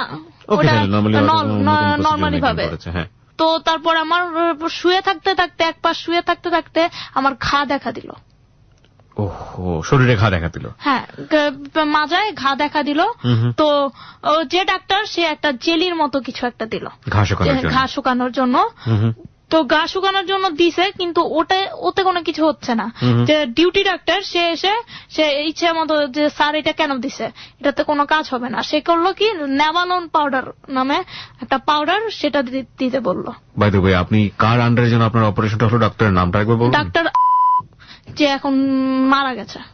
প্রিয় শ্রোতা, আমরা এখানে ডক্টরের নাম প্রচার করছি না, তাদের পেশার উপরে সম্মান রেখেই আমরা প্রচার করছি না, এবং সেখানে তার যে প্রাইভেসি আছে সেটা নষ্ট হয়। আমাদের অনুষ্ঠানের উদ্দেশ্য কোন একজন মানুষকে এনে জীবনের গল্প বলা, সেখান থেকে আপনি কিভাবে নিবেন সেটা একান্তই আপনার ব্যক্তিগত বিষয়, কিন্তু কাউকে অ্যাকিউজ করা না। এবং একই সাথে এটা আসলে ইনভেস্টিগেটিভ রিপোর্টিং বা রিপোর্টের মতো শোনা, যে এখানে এসে জীবনের ওই সময়ের কোন একটা গল্পের প্রেক্ষাপটে আমরা সেটাকে ইনভেস্টিগেট করে সত্য না মিথ্যা সেটা প্রমাণ করতে যাব। আমরা বরং একটা অন্যরকমের স্টাডি করি একজন মানুষের জীবনের গল্প নিয়ে, যেখানে আমরা বিভিন্ন মেথোডোলজিক্যাল ভাবে স্টাডি করার পরে তারপরে গিয়ে যখন দেখি যে না, দিস স্টোরি ইজ ট্রু, তখন আপনাদের সামনে নিয়ে আসি। কিন্তু ওর জীবনে যা ঘটে গেছে বা যা যাচ্ছে সেটা খুবই আনফরচুনেট, এবং সেই জায়গাটিতে পরিবারের ভুল থেকে শুরু করে সব জায়গায় শুধু ভুল আর ভুল আর ভুল। এখানে কিছু ডাক্তারের নাম আসবে, এখানে কিছু কবিরাজের ব্যাপার আসবে, আমরা তাদের নামগুলো আপনাদেরকে শোনানোব না, এই কারণে যে তাদের পেশায় এটা অনেক বিরূপ প্রভাব তৈরি করতে পারে। যাই হোক, তুমি যেটা বলছিলে বলো। তারপর যেটা হলো যে আমি আর ঘা হয়ে গিয়েছিল, তো ঘায়ে নেভানল পাউডার দিল যে এটা দিলেই ভালো হয়ে যাবে। আর একটা বেড দিছে, সেটা হচ্ছে ম্যাট্রেস দিলে যাতে ঘা না হয়। তো রিলিজ দেওয়ার জন্য আমাকে তৈরি করা হলো, তো রিলিজ দিল আর ঘায়ের জন্য ম্যাট্রেস দিল, ওটার মধ্যে শুতে বললো, ওটার শোয়ার জন্য ম্যাট্রেস দিল আর ঘায়ের ওষুধ দিল। দেওয়ার পর সে বলল যে 6 মাসের মধ্যে আমি হাঁটতে পারবো। আসতে দিলে 1 মাস শুধু হসপিটালেই থাকছি। তো সে বাসায় পাঠালো। বাসায় পাঠানোর পর এরকম মতো যে আমি বসতেও পারতাম না, সারাদিন শুয়ে থাকার, এই কাইতে হতে মানে এক কাতো হতে পারতাম না, অন্য কাতো হতে পারতাম না, পরে দিতে হতো। তো এরকম বাসায় শুয়ে থাকতাম, শুয়ে থাকার এরকম অবস্থা হতো, কোনো মানে কি বলবো যে এত অবস্থা খারাপ লাগতো যে মনে হতো যে আমি কিছু করতে পারছি না, পা নাড়াতে পারছি না, কিচ্ছু করতে পারছি না। তার মধ্যে আম্মু আমাকে খুব কষ্ট করেই, দেখা যেত এরকম হতো যে পোশাক কখন করতাম, পায়খানা করতাম আমি টের পেতাম না। তো এর জন্য অনেক সমস্যা হতো। তো এইভাবে আমার 1 মাস চলার পর পরে দিয়ে ডাক্তার দেখালাম। এই যে তুমি যখন মুভ করতে পারছো না যে সময়টাতে, তখন তোমাকে কে মুভ করাতো? মানে হুইল চেয়ার নিত নাকি? না, হুইল চেয়ার না, সারাদিন বিছানায় শুয়ে থাকতে। আর টুকটাক মুভ করা যখন দরকার হতো তখন কে হেল্প করতো? তখন ওই যে বাবা হেল্প করতো। তো এরভাবে 1 মাস চললো। 1 মাস চলার পর পরে দিয়ে ডাক্তার দেখালাম, এতেও আমার কোনো কাজ হচ্ছে না। ডাক্তার তো বলেছে তুমি 6 মাসের মধ্যে হাঁটবে। তো 1 মাসের আমি হাঁটতে পারতেছি না। তো আমার কোনো কাজে কোনো কিছুই হচ্ছে না, আমি বসতেও পারতেছি না, বসতে খুব কষ্ট হইতেছে। তারপরে আমি হাঁটতে পারতাম না। তো আম্মু একদিন রাগ করেই ডাক্তারকে বলল যে আপনি কি অপারেশন করলেন? এর মধ্যেই 5-6 মাস চলে গেছে, তো কি অপারেশন করলেন? এখনো তো হাঁটতে পারতেছে না, ও তো চলতে পারতেছে না, কিছু করতে পারতেছে না, সেই আগের মতোই। তখন ডাক্তার যেটা বললো যে আমার যা করার করছি, আমি এখন আর কিছু করতে পারবো না, সে কিছু করতে পারবে না তার বাইরে, এর বেশি তার কোনো সামর্থ্য নেই, এর বেশি তার সামর্থ্য নাই। ফাইন। তারপরে সে বললো অন্য ডাক্তার দেখাইতে। তো অন্য ডাক্তার, তখন আম্মু বললো যে এতদিনে আপনি এসে এই কথা বললেন, এটা আপনি সামনেও বলতে পারতেন। তো অন্য ডাক্তার দেখালাম। তো তারা এমআরআই করতে দিল। এমআরআই যেটা ধরা পড়লো যে আমার টিউমার, সে কোনো অপারেশনই করেনি, টিউমারের জায়গায় আছে, সে ওটা ধরেইনি, সে শুধু মানে কেটে জাস্ট দেখছে, আর ব্যাপারটা আর কিছুই করেনি।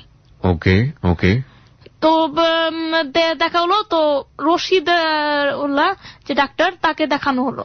তো সে তো মানে রেগে ফেগে যে জাস্ট এইটুকু বললো যে আমি লিখে দেই, তুমি যে ধরো, যে কেন এত ডাক্তার থাকতে রেফার করলো।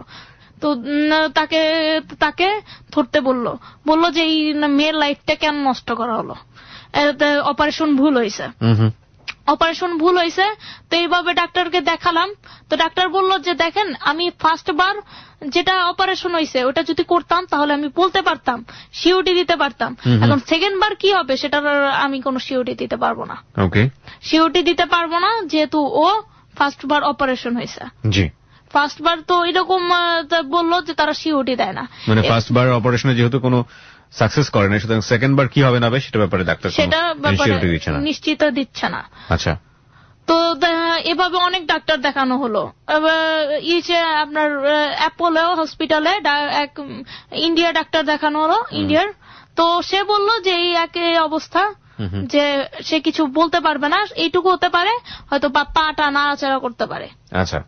তো আম্মু বললো যেহেতু সে মানে নিশ্চয়তাই দিতেছে না, তো অপারেশন করে যদি আরো কোনো সমস্যা হয়, যদি কোনো সমস্যা হয় তাহলে তো আরো সমস্যা, তাহলে তো এত টাকা খরচ করে কোনো লাভই হবে না। তা আম্মু বললো যে থাক, অপারেশনের দরকার নেই। তো অপারেশন বন্ধ আমার। তো এই তো বাসায় তো এরকম এই সময়টার মধ্যে আম্মু একটা কবিরাজের পেল, আবার সে কবিরাজ, সে এটা হচ্ছে তাজমহল রোডের ওদিকে। তো ওখানে প্রতিদিন নিয়ে যাওয়া হতো। নিয়ে ওই কবিরাজটা কি করতো, সে পা দিয়ে ঝাড়া দিত। হ্যাঁ, পা দিয়ে, তার মানে পা দিয়েই ঝাড়া দেয় সবকিছু। পা দিয়ে কি শরীরের উপরে মালিশ করা, এগুলো করতো, মানে ঝাড়া দিত আপনার সঙ্গে। এই তো পা দিয়ে পাড়ায় ঝাড়া দিত। Okay. ঝাড়া দিত। তো আমার ব্যাপারটা অড লাগতো যে কি অবস্থা, পা দিয়ে করছে কেন, এতদিন তো হাত দিয়ে দেখেছি। তো আমি মাকে বলতাম যে মা এটা করে লাভ কি, এটা তো কোনো লাভ হইতেছে না, সে আমাকে পা দিয়ে করতেছে কেন। তা আম্মু বলতো কি এটা ভালো, এটা তোমার জন্য খুব ভালো হবে, এটা তুমি ভালো হয়ে যাবা। আচ্ছা। তো পা দিয়ে সে ঝাড়া দিত। আরো যেটা করতো যে সে বলল যে সিন্নি দিতে, কয় কেজি যেন দুধ আর যে সিন্নি দেওয়ার জন্য যা যা লাগে, জি, তো ওটার জন্য সে বলল। তো আব্বু বলল যে আমরা তো এত কিছু কিনতে পারবো না, ঝামেলা করতে পারবো না, এর চেয়ে আপনাকে টাকা দিই, আপনি কিনে নিয়ে দিয়ে দিয়েন। তো সেটাই করলো। তো টাকা দিল, টাকা দিয়ে আব্বু রাত্রে ছিল একটা রাত্রে, সে থেকে তারপরে সিন্নি করলো, দেওয়া হলো। তারপরও মানে আমরা মাসে প্রতিদিন যেতাম এরকম দূরে তাজমহল রোড সোনিয়াকড়া থেকে। তো যেতাম প্রতিদিন। তো প্রতিদিনই যেতাম। তো এতে কোনো কাজ করতেছে না। তো বিভিন্ন সে সুতা পরা দিচ্ছে, সুতা দিয়ে আমার পায়ে বেঁধে দিত, করে দিত, এতে কোনো কাজ হচ্ছে না। তারপর সে আব্বু একটা আবার ডাক্তার দেখাতো। আবার ডাক্তার দেখালে ডাক্তার একই কথাই বলতো প্রতিবার। তা একটা ডাক্তার দেখালো, সে ডাক্তার বলল যে এটা যদি অপারেশন না করানো হয় তাহলে আমার হাতও এফেক্ট হতে পারে, মানে পা তো গেছেই আবার হাতও এরকম হয়ে যেতে পারে। হ্যাঁ, এরকম হতে পারে। সে এরকম একটা উদাহরণ দিল যে ফ্যানের সাথে, যে ফ্যানের সুইচ যদি না ঠিক করা হয় তাহলে ফ্যান যেমন চলবে না, তো ফ্যানের যেরকম ক্ষতি হবে। তো সে বলল যে আমার অপারেশন যদি না করানো হয় তাহলে এটা আমার হাতেও এফেক্ট হতে পারে। তাম্বু তো পুরো আরো শঙ্কিত যে কি অবস্থা, এটা কেন হচ্ছে। তো সে বুঝাই দিল। তা আরেকটা সে বলল যে সে কোনো গ্যারান্টি দিতে পারবে না যে হাঁটার ব্যাপারে। তো এরকম অবস্থায় তো আম্মু বলল যে তাহলে অপারেশন করে লাভ কি, এর থেকে অপারেশন না করালেই ভালো। তো অপারেশন করতো না। তো বাসায় আমার যেভাবে দিন কাটতো, বাসায় সারাদিন শুয়ে থাকতাম। তো ওই সময় একটা ভালো কি ছিল, আমি আস্তে আস্তে বসতে শিখি, আস্তে আস্তে বসতে শিখতেছি। তো বসে থাকি, শুয়ে থাকি। তো ওই সময় আমাদের বাসায় টিভি ছিল না, টিভি যেটা ছিল সেটা নষ্ট হয়ে গেছিল। তো আব্বু পরে দিয়ে একটা টাকা জোগাড় করে আব্বু নতুন একটা টিভি কেনায়, সেটা হচ্ছে আমার জন্য, কোনো ঢিস ছাড়া। কারণ ঢিস আনলে আমার আম্মু ঢিস আনতে দেয় না। তো কেন আনতে দেয় না, এতে নাকি মানুষ খারাপ হয় এক্সেট্রা, সমস্যা। তো আমার বাসায় এরকম দিন যেত। তো যেটা সমস্যা হতো সেটা হচ্ছে আমার মা, আমি সারাদিন বসে থাকতাম, তো শুয়ে বসে থাকতাম, আমার ভাল লাগতো না। আমি খুব কান্নাকাটি করতাম।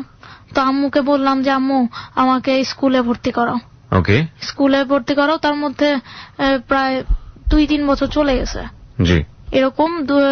তো স্কুলে ভর্তি করাও। তো আম্মু বলতো যে স্কুলে তো ভর্তি নেবে না। তো আম্মু প্রত্যেকটা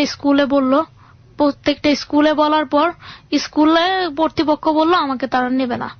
কেন নেবে না? কারণ আমি হাঁটতে পারি না, চলতে পারি না, আমাকে দিয়ে নাকি হবে না। ওকে প্রিয় শ্রোতা, আমরা এই জায়গাটায় ছোট্ট একটা গল্প নিয়ে। হ্যাঁ শারমিন, তুমি বলছিলে যে তোমার মাকে তুমি বললে যে স্কুলে ভর্তি করার জন্য, কিন্তু স্কুলের কর্তৃপক্ষ তোমাকে নিচ্ছে না কারণ তুমি হাঁটতে পারো না। তারপর তো আম্মু প্রত্যেকটা স্কুলে গেল, গিয়ে আমার ব্যাপারটা বললো। তো তারা নেবে না। কেন নেবে না? কারণ আমি হাঁটতে পারি না, হাঁটতে সমস্যা। তো তারা আম্মু বললো যে দরকার হলে শিক্ষা বোর্ড থেকে অনুমতি এনে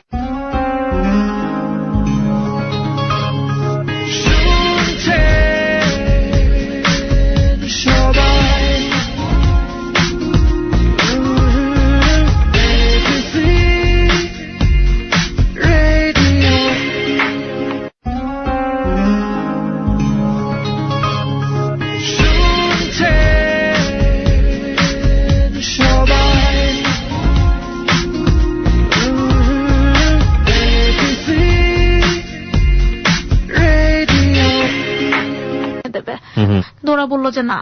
তো আমার আবার একটা ছিল, সেটা হচ্ছে যে আম্মু আমাকে বলেছিল যে আমি যদি সুস্থ হই কখনো তাহলে মাদ্রাসায় পড়বো। আচ্ছা, মাদ্রাসায় আবার কেন ভর্তি, আম্মু বললো মাদ্রাসায় ভর্তি হও তাহলে। তো মাদ্রাসায় ভর্তি হলাম না, কারণ হচ্ছে মাদ্রাসায় অনেক প্রেশার, যেমন আরবি যেগুলো শিখতে হয়, এমনিতেই আমি হাঁটতে পারি না, তো অজু করতে পারি না, করতে পারি না, কাজ করতে পারি না, হাফেজ মাওলানা পড়া অনেক কঠিন, এর থেকে তুমি আমাকে স্কুলে ভর্তি করাও। স্কুলে ভর্তি, কিন্তু স্কুলে কোনো কর্তৃপক্ষ নেবে না। তা আম্মু তার নিজের স্কুলের হেডমাস্টারকে বললো, তো সেও না করলো, সেটা তো সম্ভব না। তা আম্মু যে তাও তাদের কাছে রিকোয়েস্ট করলো, তো পরে দিয়ে যে হেডমাস্টার সে আম্মুকে বললো যে একটা কাজ করেন, তাহলে ঢাকা শিক্ষা বোর্ড থেকে অনুমতি এনে দেন। তো আব্বু কষ্ট ওখানে গেল, ওখানে যে তারা বললো যে এটা তো ইচ্ছা করলে হেডমাস্টারই করে দিতে পারে। তো হেডমাস্টারকে বললো, কিন্তু হেডমাস্টার বলতেছে সে নাকি পারে না, সে নাকি আমাকে ভর্তি করতে পারবে না, এর জন্য জেলা যে শিক্ষা বোর্ড সেখানেও নাকি যেতে হবে। তো সেখানে গেল, সেখানে দিয়ে আব্বুকে কথা বলাই দিল। তারপরেও হেডমাস্টার সে আমাকে নেবে না, সে আমাকে এক কথায় নেবেই না। তো আম্মু কি করলো, যে তার যে স্কুলের শিক্ষকদের একটা অনুমতি নিল, সবাই স্বাক্ষর করেন এখানে, বলেন ওকে যেন নেয়। তো ও নিল, তবুও তারপর শিক্ষকরা সবাই সাইন করলো, সাইন করে তারপর অনুরোধ করে বললো যে মেয়েটাকে নিয়ে নেন। এভাবে করতে করতে আমার প্রায় 2-3 মাস চলে গেছে। ফার্স্ট সেমিস্টার পরীক্ষা আমি দিতে পারিনি, তো সেকেন্ড সেমিস্টার পরীক্ষা আমি অনেক কষ্ট করে পড়ে, তারপর একটা সমস্যা যেটা দেখা দিল, যে বাসায় আমাকে কে পড়াবে। আমি তো যে স্কুলও করতে পারি না, শুধু হলো যে পরীক্ষা দেব, তো কোনো টিচার আমাকে পড়াইতে আসে না। কেন? কারণ আমি হাঁটতে পারি না, চলতে পারি না, তো আমাকে এভাবে পড়াবে না। তা আম্মু খুব কষ্ট করে যে একটা ছাত্র, আম্মুরই ছাত্র, তাকে নিয়ে আসা হলো। তো সে পড়াইতো, তো পড়াতো এরকম ব্যাপারটা যে সে কি পড়াইতো সেটা আমি বুঝতেই পারতাম না। তো আমি এটা বলতেও পারতাম না, কেন না, কারণ এছাড়া আমার কোনো উপায় নাই। সে বলতে গেলে একদম এইভাবেই পড়াইতো, তার কোনো ইচ্ছাই নেই, জোর করে তাকে পড়ানো হইতেছে, ব্যাপারটা এরকম। তো সে তারপর কয়েকদিন পরে বললো আম্মুকে যে সে নাকি তাবলিগে যাবে, তো এই 1 মাস তাকে পড়াইতে পারবে না। তো আম্মু বললো যে 1 মাস যেহেতু পড়াইতেই পারবে না, তাহলে তো ওর তো সামনে পরীক্ষা, কি পড়বে। তখন তাকে বাদ দিয়ে দিল, বাদ দিয়ে নতুন একটা টিচার খুঁজলো। তো ওইটাও আম্মুর ছাত্র, তো সে পড়াতো এরকম যে সে, আমি যদি নাও বুঝতে পারতাম না, যদি বলতাম, সে আমাকে দ্বিতীয়বার তো বোঝাইতো না, তারপরই করতো না। আমার খুব সমস্যা হতো, দেখা যেত এইভাবেই আমার পরীক্ষাটা দেওয়া হলো, দ্বিতীয় সেমিস্টার, কিছুই পারি না। আব্বু কোলে করে প্রতিদিন নামাতো, আবার নামিয়ে হুইল চেয়ারে করে নিয়ে যেত, পরীক্ষা দিতাম, পরীক্ষা দেওয়ার পর আবার হুইল চেয়ার করে নিয়ে আসে, আবার উঠাতো। তো এইভাবে পরীক্ষাটা দিলাম। পরীক্ষার এক বিষয়ে বলতে গেলে খুব খারাপ পড়লাম, আরেক বিষয়ে খারাপ পড়লাম, পড়া বলতে গেলে কি মানে রেজাল্ট খুব খারাপ হইলো। খারাপ হওয়ার পর আম্মু তারপর অনেক কষ্ট করে একটা টিচার ঠিক করলো, মেয়ে টিচার, তো সে পড়াইতো। তখন আমি ক্লাস 7-এ ভর্তি হলাম, ক্লাস 7-এ দ্বিতীয় সেমিস্টার পরীক্ষা দিলাম, খারাপ পড়লাম। তা সে পড়ায় যে বোঝানোর যে ব্যাপারটা, সেটা আমি বুঝতাম না, এখনো মানে প্রবলেম, তো বুঝতে পারতাম না। তো তাকে যদি বলতাম যে আবার বুঝিয়ে দেন, সে বলতো যে না, একবারই বোঝানো, দ্বিতীয়বার সে আমাকে পারবে না। তো আমার এভাবে 7-এর থার্ড সেমিস্টার পরীক্ষা দিলাম। থার্ড সেমিস্টার পরীক্ষাটা ভালো দিয়েছি। চিকিৎসা তো বন্ধ, চিকিৎসা তখন থেকে তোমার বন্ধ হয়ে গেছে? হ্যাঁ, তখন থেকে বন্ধ হয়ে গেছে। তারপরে আবার আরেকটা কবিরাজির চিকিৎসা করলো আমার যে মা, তার কলিগের চাচা, সে আবার নাকি জিন করে, তাকে নিয়ে দেখানো হলো মিরপুরে। তো প্রতিদিন আমাকে নিয়ে মিরপুরে যাওয়া হতো। মিরপুরে যে সে আমাকে ঝাড়া দিয়ে তারপরে করে কথা বলতো, যেরকম সে কতদিন অনেকবার ঝাড়া দিছে, তো এতে কোনো কাজ হইতেছে না। তো তারপর তার যে নাতি, তার যে ছেলে মেয়ের বউ বললো যে দেখেন, আমি তো কিছু বলতে পারি না, কারণ বাবা তো যেটা করতেছে থেকে এটা তো ওর জন্য না, ওরা আবার শিক্ষিত। তো সে বললো যে এটা ঠিক না, একটা কাজ করেন, আপনি ওকে ডাক্তার দেখান, এভাবে আর কষ্ট করে আইসেন না। তো ডাক্তার দেখাইতে বললো। তারপর আমরা ওখান থেকে এসে পড়ি, এসে পড়ি। আর আমার যেটা মনে আছে সেটা হচ্ছে যে আগের যেটা একটা কথা বলতে আমি ভুলে গেছি, সেটা হচ্ছে যে ওই যে ডাক্তারের নামে কেস করতে বলছিল, মামলা করতে বলেছিল, তো আমার বাবাকে বলেছিল কিন্তু বাবা করেনি। এখন পর্যন্ত বাবাকে বললে বাবা মানে আম্মু যদি বাবাকে বলে মামলা করতে, বাবা খুব খারাপ ব্যবহার করে। কেন যে এরকমটা করে সেটা আমরা জানি না, মামলা করতে চায় না। তো মামলা করতে বলেছিল, পরে দিয়ে আর মামলা করা হয়নি, যার কারণে সবাই আমাদের সাথে এরকম করে যে কেন মামলা করলাম না আমরা। আচ্ছা, তারপর যেটা যে মাঝখানের যেটা হয়েছে সেটা হচ্ছে যে আমাকে হোমিওপ্যাথিক ট্রিটমেন্ট করানো হয়। তো হোমিওপ্যাথিক ট্রিটমেন্ট করানোর জন্য আমাকে হোমিওপ্যাথিক যে হসপিটাল যেটা গুলিস্তানে, তো ওই হসপিটালে নিয়ে যাওয়া হয়। তো একজন ডাক্তার দেখে বলে যে এটার ওষুধ খেতে হবে, ওষুধ খেতে হবে। তারপর ভোট বসায় যেটার কি করলে কি হবে। তো আমি ওষুধ খাই করি, কিন্তু পরে দিয়ে ওই ডাক্তার আবার রিটায়ার্ড করে। তো সে একটা মহিলা আসে, তো মহিলা বলে তাহলে আমার আন্ডারে করেন। তো তার আন্ডারে থেকে ওষুধ খাওয়ানোর কথা বলে। সে আরো বলে যে আমার ওজন কমাইতে হবে, যেহেতু আমি হাঁটতে পারি না, ওজন কমাইতে হবে। তারপর কিছু কিছু খাবার না করে দেয়। তো হোমিওপ্যাথিক ওষুধ খাওয়ানোর মজা ওইখানে একটা কাণ্ড হচ্ছে এরকম যে আমি যদি ভাত খেতাম, ভাত আমাকে খুব কম খাওয়াতে দেওয়া হতো। 3 বেলার জায়গায় আমি 1 বেলাও খেয়েছি। তো আম্মু সবসময় আমাকে কম করে ভাত দিত। যদি আমার অনেক ক্ষুধা লাগতো, কিন্তু আমি বললে ওইটা বলা হতো যে ওজন বাড়ানো হবে, ওজন বেড়ে যাবে। পানিটাও আমি খেতে পারতাম না। পানি দেখা যেত যে পানিকে বেশি খেলে যদি প্রস্রাব বেশি হতো, আমার মা আমার সাথেই করতো, বকাঝকা করতো যে এ নিয়ে, মানে পানি খেতে পারতাম না যদিও পানির পিপাসা পেত। তো আমাকে এরকম করতো। একদিন আমার মনে আছে যে আমার ভাইয়া আসছে, তো ভাইয়া চলে যাবে, ভার্সিটিতে চলে যাবে। তো তার জন্য সে মানে রান্না করাইছে, খিচুড়ি আর মাংস রান্না। তো আমি আম্মুকে বলছি যে আচ্ছা আম্মু কি রান্না করছো? তখন আমার আম্মু আমাকে একটা কথা বলছিল, সেটা আমার সব সময় মনে আছে থাকবে, যে তুমি এটা খাওয়ার যোগ্য না, মাংস খাওয়ার যোগ্য না। তখন আমার এত খারাপ লেগেছিল, মনে হচ্ছিল যে আসলে পৃথিবীতে মনে হয় হাঁটা হচ্ছে সবচেয়ে মেইন ব্যাপার, এটা ছাড়া আমার মানুষ অচল। এটা তারপর আমার এরকমই করা হতো যে যদি খাবার একটু বেশি খেতাম, দেখা যেত যে আম্মু বকাঝকা করতো। আম্মু বলতো যে এত বেশি খেলে তো ওজন বাড়বে। দেখা যেত বাবাও বলতো যে আমাকে অনেক সময় মারতো, মেরে এরকমই হতো যে আমাকে নিচে, আমি যেহেতু হাঁটতে পারি না, সে তো এমন হতো যে মেরে আমাকে নিচে ফেলে রাখা হতো। তো আমি খুব কান্না করতাম, আমার বাবাও আমাকে মারতো, এখনো মানে করে। তো মারতো আমাকে।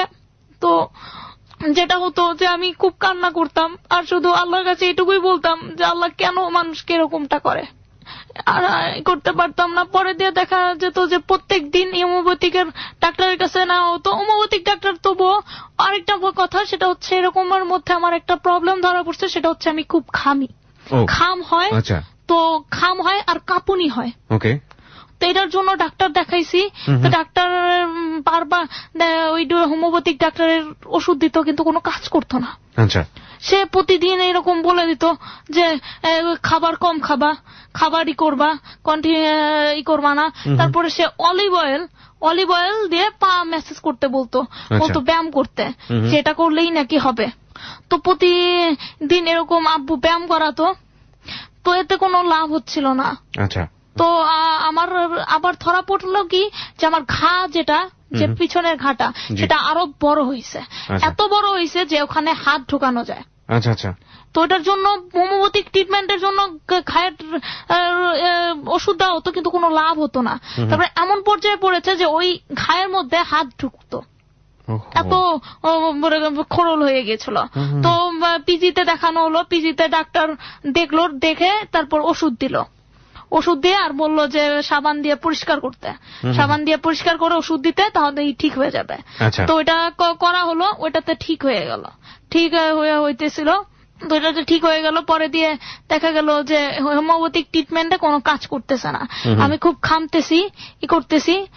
তারপরে আমি তো 8-এ পড়তাম, এইটা ভর্তি হলাম। তো এইটা আমার যেটা সমস্যা হতো, যেটা মেইন প্রবলেম সেটা আমি বলিনি, সেটা হচ্ছে যে আমার পরীক্ষার যখন সিট পড়তো, সিট সবসময় উপরে পড়তো, 4 তলা বা 3 তলা 2 তলায় পড়তো। তো আমি তো হাঁটতে পারি না। এখন আমার সিট যদি নিচতলায় না ফেলে তাহলে তো আমাকে নেওয়া সম্ভব না। তা আম্মু প্রতিদিন শিক্ষকের কাছে করতো, শিক্ষকের কাছে অনুরোধ করতো, কিন্তু তারা এমন ছিল, এতটাই ছিল যে তারা করতো না। তারা বলতো যে আপনার মেয়ের জন্য কি এরকমই করব, আপনার একার মেয়ের জন্য পুরা সিট কি নিচে ফালাবো। অনেক সময় ছেলেদের সাথে পরীক্ষা দিয়েছি আমি। আচ্ছা, তাও আবার প্রবলেম যে অভিভাবক আবার রিপোর্ট করতো যে কেন ছেলের সাথে মেয়ের পরীক্ষা দেবে। তো নিচে ফেলা হতো না, পরীক্ষা দিত না। তো আমার পাশে যে 10-এর যে ভাইয়া ছিল, সে তার মা মানে স্যারের কাছে রিপোর্ট করছে আমি নাকি ডিস্টার্ব করি। আসলে আমি কোনো ডিস্টার্ব করতাম না, তবুও নাকি ডিস্টার্ব করি। তো পরে দিয়ে আমাকে কি করা হলো, সামনে বসানো হলো, সবার সামনে, ইসের সামনে। তো একা এরকম পরীক্ষা দেওয়া হতো। সবচেয়ে মজার ব্যাপার যেটা ছিল যে হচ্ছে যে শিক্ষক প্রতিদিন যে এটাকে কি বলে, প্রধান শিক্ষকের যে সহকারী থাকে, অ্যাসিস্ট্যান্ট প্রিন্সিপাল, সে প্রতিদিন যে আমাকে থ্রেট করতো, যে তুমি এখনো এখান থেকে যাও নাই, তোমাকে না বলছি এখানে বসতে না। প্রতিদিন আমাকে এরকমই করতো। তা আমি ভয়ে থাকতাম যে পরীক্ষা কি দেবো, যে ভয়ই লাগতো যে কখন এটা আবার বলে। তো দেখা যেত এরকম পরীক্ষার হলে কান্না করতাম। তো একদিন এরকম যে সে করতেছে, বকাবকি করতেছে, বলতেছে যে কেন তুমি এখানে বসছো, তোমাকে আমি কালকে বলে গেলাম। তখন আমি তো আমার আব্বু ছাড়া চলতে পারি না, করতে পারি না, কারণ আব্বু তো আমাকে দিয়ে এসে সে বাসায় চলে গেছে। তো এখন আমি কি বলবো। তখন যে ডিউটি টিচার ছিল সে বললো যে স্যার এখন তোর বাবা দিয়ে গেছে, ও তো নড়তে পারে না, আচ্ছা পরের দিন থেকে অন্য জায়গায় বসবে। পরের দিন আম্মুকে বললাম, তা আম্মু কি বলবে, আম্মু জাস্ট বললো এখন কি করবা, কিছু তো করার নাই, কারণ প্রত্যেকটা টিচার এরকম করতো যে একটা মেয়ের জন্য কেন এত সমস্যা দেখাবে। তো আমাকে ওইরকম ছেলেদের সাথে পরীক্ষা দিলাম ফার্স্ট সেমিস্টারের। তারপরে সেকেন্ড সেমিস্টারেও তারপরে মেয়েদের সাথে। আমি কাদের সাথে পড়তাম, যারা ওই যে সি শাখা ডি শাখা যারা, তাদের সাথে আমাকে ফালাতো, নিচে আমাকে ফালাতো, কিন্তু আমি যেই রোলের সেইগুলা সবসময় উপরে ফালাতো। আচ্ছা, উপরে ফালাতো। তো যার কারণে আমার ওদের সাথে পরীক্ষা দেওয়া হয়েছে। তো পরীক্ষা দিতে গিয়ে এরকম সমস্যা হয়েছে যে আমি কি পরীক্ষা দিব, ওরা দেখা যেত পিছন দিয়ে গুতাগুতি করতো, এই একটু বলো না, এটা একটু বলো, এটা কি করব না করব, মানে ওরা আমাকে আরো প্রশ্ন করতো। আচ্ছা, যেখানে ওদের কাছ থেকে কি হেল্প নেবো, ওরা এই উল্টা আমার কাছে হেল্প নিত। তো এরকম পরীক্ষা দিতাম। আর যে টিচাররা, মানে কিছু টিচার খুবই ভালো ছিল, সে তারা আমাকে খুবই করতো, আর কিছু টিচার তারা আমাকে খুবই এখনো মানে করে, খারাপ ব্যবহার করতো। তো এরকম অনেক কথা বলতো। এইটার যখন আমি পড়ি তখন এইটার জিএসসি পরীক্ষা আসে। তো জিএসসি তে আমি পরীক্ষা দেওয়ার সময়, তো জিএসসির একটা নিয়ম আছে যে যারা অটিজমের ইশারা আওতায় তারা 30 মিনিট বেশি পায়। তো আমি আমার বাবাকে বলি যে আমি তো এটা যদি করো তাহলে 30 মিনিট বেশি পাবো। তো আমার স্কুল থেকে সেটা করতে দেয় না। তারা বলে যদি আমাকে করতে দেয় তাহলে আমাকে আলাদা একা ফালা হবে, যার ফলে তারা আমাকে করতে দেয় না, যে থাক দরকার নেই, একটু কষ্ট করেই করা হবে। তার মধ্যে সবচেয়ে মেন ব্যাপার হচ্ছে যে তখন আমার একটা হয় যে ইন্ডিয়া থেকে একটা প্যাকেজ প্রোগ্রামের বিজ্ঞাপন পত্রিকাতে দেয়। তো ওইটা দেখে আমার যে ম্যাডাম, সে আম্মুকে বলে যে এখানে দেখাইতে, যেহেতু ইন্ডিয়ার ডাক্তার আসছে। তো ইন্ডিয়াতে ডাক্তার দেখানো হয়, দেখে এমআরআই সব দেখে সে বলে যে সেটা পারবে, সে সিওরিটি দেয় যে সে এটা আমি হাঁটতে পারবো, করতে পারবো। তো সে আবার নতুন করে এমআরআই করানো হয়, এমআরআই করে সে বলে যে এটা পারবো আমরা। আচ্ছা, তারপর সে বলে যে ইন্ডিয়াতে যেতে। তো আমরা এটা দেখাই। তো ইন্ডিয়াতে যাওয়ানোর জন্য বাবা তার সম্পত্তি বিক্রি করে 6 লাখ টাকা। তো ওই ডাক্তার বলে সব মিলিয়ে প্রায় 6 লাখ টাকার মতো লাগবে। তো এই করে তারপর আমরা আব্বুর তার মানে ভাইয়ের ছেলেকে নিয়ে যায় আর আমাকে নিয়ে ইন্ডিয়াতে যাওয়া হয়। ইন্ডিয়াতে যে যাওয়ার পর সেই ডাক্তার আবার ইন্ডিয়াতে নতুন করে আমি বলি যে এমআরআই করাতে, এমআরআই করাইতে। এমআরআই করানোর পর সে আবার বলতেছে যে সে নতুন যে এমআরআই ইন্ডিয়ার এমআরআই দেখে বলে যে সে এটা সিওটি দিতে পারতেছে না। সে বলে যে 100% এর মধ্যে না 90%ই সম্ভাবনা নেই, আর 10% গড গিফট যদি আল্লাহ করে।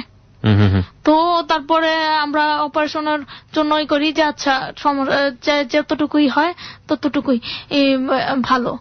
তো অপারেশনের জন্য করি। তো তারপরে ভর্তি করায় আব্বু আমাকে। ভর্তি করানোর যেদিন ভর্তি করায় সেদিন ডাক্তার হঠাৎ করে বলতেছে সে আজকে অপারেশন করবে। তো দিন রাত্রে আমার কেন যেন শরীর খুব খারাপ থাকে, আমি করতে পারি না। দেখা যায় যে আমার এত খারাপ লাগতেছে, তখন আমি ডাক্তারকে বলি যে আমি তো অপারেশনটা করতে পারবো না আজকে, না আঙ্কেল আপনি পরে করেন, পরের দিন করেন, যেহেতু পরের দিন আপনি ডেট দিয়েছেন। তো আমি বলি পরে দিয়ে আমার বাবা তো রাগারাগি করে, কেন আজকেই করলেই তো ভালো, আজকে করলেই তো তারপর আমি বলি যে না, আব্বুকে বকা দেয় করে। তারপরে ডাক্তার বলে যে আচ্ছা কালকেই করায়। তা কালকে সকালে এরকম সকালে ঘুম থেকে উঠানো হয়েছে আমাকে। ঘুম থেকে উঠিয়ে এক নার্স এসে আমাকে সেই ধমক দিছে, ধমক দিয়ে বলতেছে যে এখনো তুমি হও নাই কেন, তৈরি হও নাই কেন। পরে দিয়ে সে আমাকে তৈরি করে যে একটা হার্টের যে পরীক্ষা সেটা হচ্ছে, তো পরীক্ষা করানো হয়। পরীক্ষায় আমার হার্টের সমস্যা ধরা পড়ে। হার্টের সমস্যা? হ্যাঁ, হার্টের সমস্যা ধরা পড়ে, আর ইউরিনের সমস্যা ধরা পড়ে, প্রস্রাবের সমস্যা, যের কারণে আমার ওই যে ঘাম হয় আর কাঁপুনি হয় ওইটার কারণে হচ্ছে। তো ধরা পড়ে। পরে দিয়ে ডাক্তার বলে তাহলে তো অপারেশন করা যাবে না, যেহেতু 7 ঘন্টার অপারেশন। 7 ঘন্টার অপারেশনে সে যদি অপারেশন করায় দেখা যাবে যে নাও জ্ঞান ফিরতে পারে, এটা খুব রিস্কের মধ্যে। সে বলে যে তাহলে তো কয়েকদিন থাকো, কয়েকদিন দেখাই, 1 সপ্তাহ পর অপারেশন করি। আচ্ছা। তো ওখানে আমাকে রাখা হতো, আর ওই যে শ্বাসের যে ব্যায়াম শ্বাসেরই করানো হতো, যে যত শ্বাস প্রশ্বাস আমার ঠিক হয়। তো করানো হতো, এতেও 1 সপ্তাহ কোনো কাজ হয় নাই। তারপরে ডাক্তার আমাকে বলে যে তুমি তাহলে বাংলাদেশে চলে যাও, 1-2 মাস তুমি ঠিক হয়ে আসো, তারপরে আবার অপারেশন করাবো। ওকে। তো ওইটা টাকা যায় প্রায় 1 লাখের মতো। 1 লাখের মতো ওই টাকা খরচ হয় এমনিতে যেটা। তারপরে বাংলাদেশে আমাকে ফেরত পাঠায়। ফেরত পাঠানোর পরই ফেরত পাঠানোকে আমি ভালো মনে করি, কেন না যদি সে ফেরত না পাঠাতো তাহলে আমার জিএসসি পরীক্ষা দেওয়া হতো না। ওকে। তো জিএসসি পরীক্ষা দেওয়ার জন্য তৈরি হই। তো পরীক্ষার পড়াপড়ি যা পারি এই 2 মাসে পড়া পড়ে তারপরে পরীক্ষা দেই। পরীক্ষা দেওয়ার সময় অনেক সমস্যা, যে আমাকে কোলে তুলে প্রতিদিন 4 তলা উঠানো হতো, 4 তলা উঠিয়ে আমাকে পরীক্ষা দেওয়া হতো।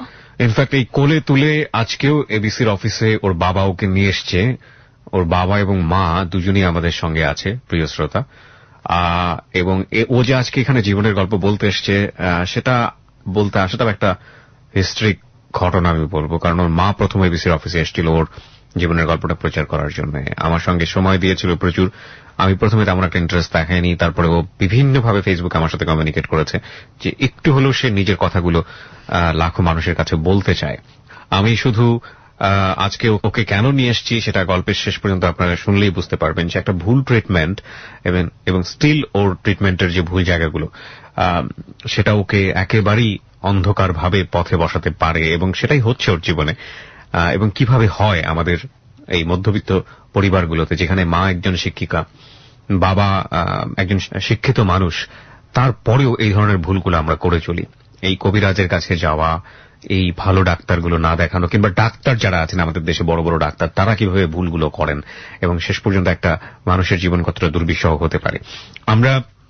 তারপর আমরা যেখানটাতে ছিলাম, খুব কষ্ট করে 4 তলায় তোমাকে তোলা হতো।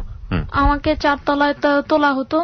আব্বু কোলে করে উঠা, আব্বু তো তখনই করতো না, তখন কি করতো, তখন আম্মু ওই স্কুলে যে স্কুলের সিট পড়ছিল সেই স্কুলের দুইজন দারোয়ান আর একজন রাখছিল মহিলা রেখেছিল, তারা আমাকে কোলে করে উঠাতো। তো রেখেছিল, তো তারা একবার ওই আঙ্কেল কোলে করে উঠাতো, আবার আন্টি আবার কোলে করে উঠাতো, উঠিয়ে 4 তলায় উঠিয়ে পরীক্ষা দিতাম। পরীক্ষাতে খুব ভালোই করেছি, ওরা খুব আমার সাথে ভালো আচরণ করেছে। তো এরকম যে ব্যাপারটা এরকম ছিল যে আমার স্কুলের থেকে ওদের স্কুলের আগ্রহটাই বেশি, ওরা আমাকে খুব করতো, স্নেহ করতো। তো পরীক্ষা ভালোই দিতেছিলাম। আর যেটা ছিল সেটা হচ্ছে যে আমার পরীক্ষার যেহেতু আমার কম, মাত্র 2 মাসের আমার যে প্রিপারেশন পড়া ছিল, দেখা যেত যে আমার পড়া একদিন অঙ্কের দিন দেখা যেত আমি কিছুই পারি না। এখন কি করব, ওই দিন আমার যে মাস্টার সে আমাকে অনেক কষ্ট করে সে আগের থেকে বুঝে শুনিয়ে তারপর সে আমাকে পরীক্ষার হলে পাঠায়। তো আমি পরীক্ষা ভালো করে দেই, এটাই আমার লাইফে মনে হয় ওটাই আমি খুব ভালো পরীক্ষা দিছি। পরীক্ষা দিয়েছি। তো স্কুল থেকে দেখা হেডমাস্টার যে রাউন্ড দেয়, তো সে আসছে। তো মজার ব্যাপার ছিল যে হেডমাস্টার সে কিন্তু বলবে যে এটা আমার স্কুলের শিক্ষার্থী, তো ওর দিকে একটু নজর দেবেন, এরকম অসুস্থ যেহেতু। সেটা না করে উল্টা যে স্কুলে আমি সিট পড়েছে সেই উল্টা আমার হেডমাস্টারকে দেখিয়ে দেয় যে ওই যে আপনার স্কুলের ওই অসুস্থ বাচ্চাটা। তো দেখিয়ে দেয়, তো সে তাকে সালাম করে দিলাম যে স্যার দোয়া করবেন বললাম, তারপর সে আর কিছু বললো না। তো এরকম পরীক্ষাটা দিই, পরীক্ষাতে আমি এ গ্রেড পাই। তো আর ইন্ডিয়ার যে চিকিৎসার ব্যাপারে পরে দিয়ে আর বাবা নিতে পারেনি। কেন নিতে পারেনি? কারণ আমার টাকা খুব অর্থনৈতিকভাবে সামর্থ্য ছিল না। পরে দিয়ে হঠাৎ করে এই কয়েক মাসে আমি হঠাৎ করে অসুস্থ হয়ে যাই, ইউরিনের সমস্যা দেখা যায়। আমি এমনি আমার প্রস্রাব জমা থাকে, যার ফলে আমার ঘাম হয়, কাঁপুনি হয়, জ্বর হয়। তো আমার পিজিতে দেখালাম। তো এর আগে অনেক ডাক্তার দেখালাম, তারা সবাই যেটা বললো যে আমার যে সমস্যা যেই মেরুদণ্ডে, ওই মেরুদণ্ডের থেকে নাকি এই সমস্যাটা হয়েছে। তো এই মেরুদণ্ডের যদি টিউমারটা অপসারণ না করা যায় তাহলে ভবিষ্যতে নেক্সট সমস্যা হতে পারে, এই ইউরিনের সমস্যা। তো তোমার দিন কাটে কিভাবে? আমি বুঝতে পারছি যে তোমার লট অফ প্রবলেমস, এবং তোমার তো এখন মুভ করার কোনো সামর্থ্য নেই। তো তোমার দিন কাটে কিভাবে, সকালবেলা থেকে শুরু করে সন্ধ্যা রাত ঘুমোতে যাওয়া পর্যন্ত? এই তো একা। টেল মি দ্য রুটিন, তোমার রুটিনটা কি আসলে? রুটিনটা হচ্ছে সকালে ঘুম থেকে উঠি 8টার সময় ঘুম থেকে উঠে আর কি সারাদিন বসে থাকি, বসে হয় টিভি দেখি, না হয় সারাদিন শুয়ে থাকি। তারপর আম্মু আসে, এইভাবে 12টা পর্যন্ত চলতে থাকে। আম্মু 12টার সময় আসে আমার উঠায় গোসল করায়। তো গোসল করানোর পর একটু ঘুমানোর পর 5টার সময় আমার ম্যাডাম পড়াতে আসে, তো ওখানে পড়ার পর সন্ধ্যার সময় কিছু সন্ধ্যার সময় তখন আর কিছু করি না, এমনি বসে থাকি, বসে একটু যদি টিভি দেখলে দেখি, না এলে না। তারপর আর কি সারাদিন এরকম ভাবেই দিন যায়, তারপর ঘুমাই, এভাবেই দিন চলে। এভাবেই টানা 5 বছর ধরে তোমার লাইফ চলছে, রাইট? তুমি ঘরের মধ্যেই থাকো, তুমি বাইরে যাও না কখনো? বাইরে ফ্রেন্ডদের সাথে গ্যাদারিং করা, একটু আড্ডা দেয়া, খেলাধুলো করা, সেটা ইনডোর গেমসও হতে পারে, আউটডোর একটু ঘোরাঘুরি করা? না। কেন সুযোগ পাও না? তোমার চাইলে হুইল চেয়ারেই করা সম্ভব। হুইল চেয়ারে করা সম্ভব, কিন্তু এটা নামাবে কে? কারণ আমরা 4 তলায় থাকি, তো 4 তলায় আব্বু ছাড়া কেউ নামাইতে পারে না। তো হয় নামাই দিতে হয় বাবার, যার কারণে না আমার হয় না। তোমার বাবা কি করেন? বাবা এখন বর্তমানে বেকার। তার মানে বাবা তোমাকে কিছুটা হলে সময় দিতে পারে না? তাহলে বাবা হচ্ছে যে শেয়ার বাজারেই করে, ওটা নিয়ে ব্যস্ত থাকে। তোমার কোনো ড্রিম আছে, স্বপ্ন আছে? প্রত্যেকটা বাচ্চারই থাকে যে বড় হয়ে এটা হবে ওটা হবে। কি স্বপ্ন তোমার? আমার যেটা বলতে আমি ভুলে গেছি, সেটা হচ্ছে যে আমার সবচেয়ে মেইন যেটা প্রবলেম হচ্ছে আমি এখন সায়েন্সের নিয়েছি, গ্রেড পেয়ে সায়েন্স নিয়ে আমার ইচ্ছা হচ্ছে সায়েন্স নিয়ে আমার ইঞ্জিনিয়ার হওয়া। তো আমাকে কেউ সায়েন্স দিতে চাইনি। আমার মা বাবা আমাকে একটা সায়েন্স নিতে দেয়নি। আমি অনেক কষ্ট করে কান্নাকাটি করে অনেক কষ্টে আমি সায়েন্স নিয়েছি। কিন্তু সায়েন্স নিয়েছি খুব ভালো কথা, কিন্তু আমি কোনো হেল্প পাই না। যে টিচারদের ক্ষেত্রে একটা যে হেল্প, যেটা টিচাররা আমাকে একটু হেল্প করবে প্র্যাকটিক্যালের ব্যাপারে, এই করবে, তারা তো হেল্প করেই না। উল্টা যদি আমার মা তাদেরকে প্রশ্ন করে যে কি কিছু দিয়েছে নাকি ক্লাসে কি করান না করান, উল্টা আরো কথা শোনায় যে মেয়েকে না সায়েন্স দিতে না করছিলেন, কেন সায়েন্স দেওয়ালেন, এমনিতেই হাঁটতে পারে না তার আবার science. This is the ultimate reality of our society. কি বলবো, নাথিং টু সে। আল্লাহ যেন কখনো কারোর এমন না করে। আর যদি কখনো আমরা এরকম বিপদে পড়ি, আমরা যেন ওর ফ্যামিলির মতো এবং ওর সাথে যে ভুলগুলো হয়েছে এরকম ভুল যেন কখনো না করি। আমরা এই পর্যায়ে একটু মুখোমুখি হতে চাই। ওর বাবা মা দুজনই আজকে আমাদের সঙ্গে আছেন, তাদের সঙ্গে আমরা একটু কথা বলতে চাই। আচ্ছা, আপনি তো শারমিনের মা, জি, এবং আমরা যতদূর জানি যে আপনি পেশায় একজন শিক্ষক। ওর কাছ থেকে আমরা যতটুকু জানলাম, এতক্ষণ ধরে শুনলাম যে লম্বা সময় ওকে বিভিন্ন রকম কবিরাজি ট্রিটমেন্টের মতো দিয়ে নেওয়া হয়েছে, তাই কি? এবং আপনারা ওকে মাটিতে অর্ধেক পর্যন্ত পুঁতে রাখার মতো ট্রিটমেন্টও করিয়েছেন। তো আপনারা তো জেনে শুনে এই ধরনের ভুল করতে পারেন না। আপনারা কেন কবিরাজি শরণাপন্ন হলেন এবং এই ধরনের ট্রিটমেন্ট কেন নিলেন? ঢাকা থেকে শুনতে পেলাম যে একজন বাইরে থেকে আসছে, কবিরাজ আসছে, বিদেশ থেকে এক লোক আসছিল, ওনার হাত পা একদম ভঙ্গ হয়ে গেছিল, ওনার নাকি চিকিৎসা করে ওনার চিকিৎসাতে উনি ভালো হয়ে গেছে। এটা আপনি শুনেছেন, দেখেননি? না, আমার আবার দেশে আর কি, আমার ভাই এবং ভাবি এরা সবাই বলছে। শোনার পরে ওনারা বলছে তুমি এখানে আসো, ওকে দেখাও। পরে গেলাম, যাওয়ার পরে ওইরকম উনি বললো যে কোথা থেকে কিভাবে কাকে ভালো করছে। তখন তো ওর এলোপ্যাথিক ট্রিটমেন্ট চলতেছিল, ডাক্তার কিছু ওষুধপত্র দিয়েছিল, সেই ওষুধপত্রগুলো আপনারা ওই কবিরের কাছে যাওয়ার জন্য আপনারা মাঝখানে স্টপ করে দিয়েছেন। তারপরে উনার যে কথা কিছুদিন ওনার আন্ডারে রাখলাম, দেখলাম ভালো হলো না। না, সেটা তো কবিরাজের আন্ডারে রেখেছেন, কিন্তু ডাক্তার যেখানে ট্রিটমেন্ট করছিল ওকে প্রথম দিকে, সেই কোর্সটা তো আপনারা কমপ্লিট করেননি, সেটা মাঝখানে থামিয়ে দিয়ে আপনারা কবিরাজের কাছে গেলেন। এই ভুলটা আপনারা বাবা মা কেন করলেন? এটা কি আপনার হাজবেন্ড জানতো এই সময়টাতে? উনি কি ইন্সপায়ার করেছেন? আপনি এটা কেন করলেন? আপনার কাছে এটা মনে হয় না যে এই যুগে মাইক্রোফোনের কাছে এসে বলেন? আমি এটা অনেক ক্ষেত্রে দেখা যায় ফ্যামিলি সংক্রান্ত ব্যাপারে একটা কথা বললে যে এদের একটা লোক ওইখানে ভালো হয়েছে, সেটা জানার পর আমার শাশুড়ি বলল, আমি ওইখানে নিয়ে গেলাম। তারপরে ওদের আমার ওয়াইফের স্যাটিসফ্যাকশনের জন্য আবার এমন হয় পারিবারিক ভাবে যে আমি একটা কথা বললাম, রাখলা না, হয়তো এই ভালো হইতো আমার মেয়েটা। ওকে, মানে আপনি পারিবারিক যাতে কোনো কোন্দল না হয় এবং ভবিষ্যতে যাতে কোনো কোন্দল না হয়, কথা না আসে, এই কারণে আপনি এই জিনিসগুলো করেছেন। কিন্তু আপনাদের এখন কি মনে হয় যে আপনারা ভুল সিদ্ধান্ত নিয়েছিলেন এই জিনিসটা করার পরে? ওই জিনিসটা দেখা গেছে যে ওইখানে কিছু কিছু লোকের প্রলোভনচনা, দেশের মানুষ এটা করলে ভালো হবে, এই কবিরাজি ভালো হবে। আবার আমার শাশুড়ি ছিল, বলছে যে বৃদ্ধ মানুষ, আবার ওইটা লোক সিঙ্গাপুরতে আসতে ওর একটা এফেক্টেড হয়েছিল, ভালো হয়ে গেছিল।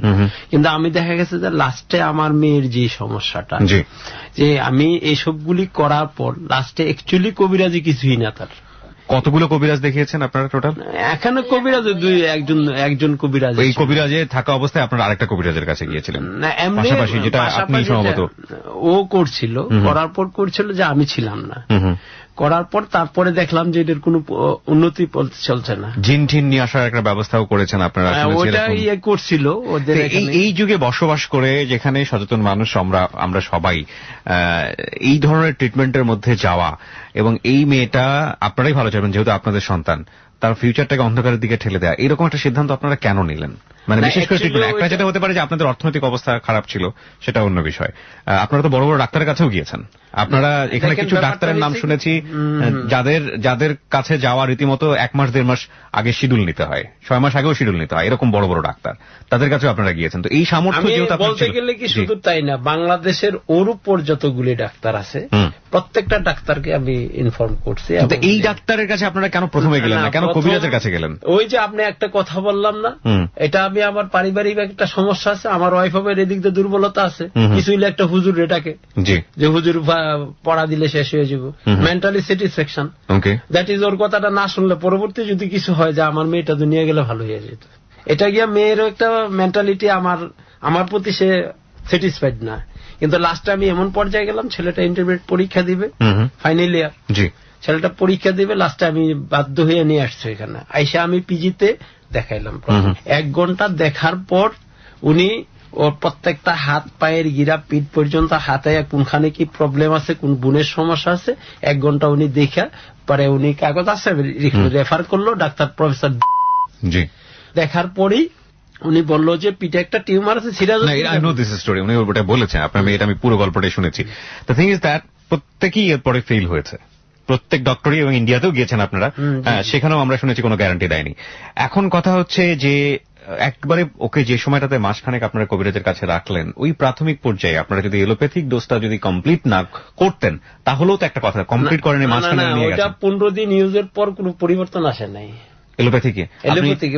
15 দিন ইজ নট এনাফ টাইম। আমি যেটা বোঝাতে চাচ্ছি সেটা হচ্ছে যে প্রথম কথা হচ্ছে কবিরাজি ট্রিটমেন্টের জায়গাতে আমি এত বড় জিনিস নিয়ে আমি কবিরাজি ট্রিটমেন্টে কেন যাব, যেখানে কোনো বৈজ্ঞানিক আমাদের একটা মিস্টেক হয়ে গেছে, তাই না? এটা একটা বিশাল বড় ভুল ছিল আপনাদের। তারপরেও আপনার আমি ওর কবিরাজি ট্রিটমেন্ট চলাকালীন ওর কাগজপত্র নিয়ে আমি গেছি, যেমন আমি ইয়াতে গেছি, আমি এরকম তথ্য পেয়েছি ওর কাছ থেকে যে ওর ডিসেন্ট্রি হয়েছে, সেইখানেও এলোপ্যাথিক ওষুধগুলো স্টপ করে দিতে বলেছে কবিরাজ।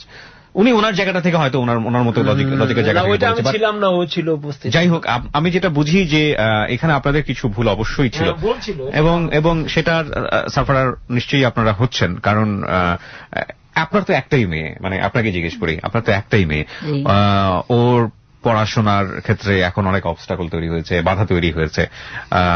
ওর প্রতি, সাধারণ মানুষের প্রতি আমরা যে ধরনের বাচ্চাদের টেক কেয়ার করি তার চেয়ে এক্সট্রা টেক কেয়ার এখন প্রয়োজন হয়। সেই টেক কেয়ার গুলো কি আপনারা প্রপারলি করতে পারেন আপনাদের জায়গা থেকে? আপনার কি মনে হয়? সেটা ঠিক মতো করতে পারি না আর কি। কেন পারেন না? কি প্রবলেম গুলো কোন কোন জায়গাতে?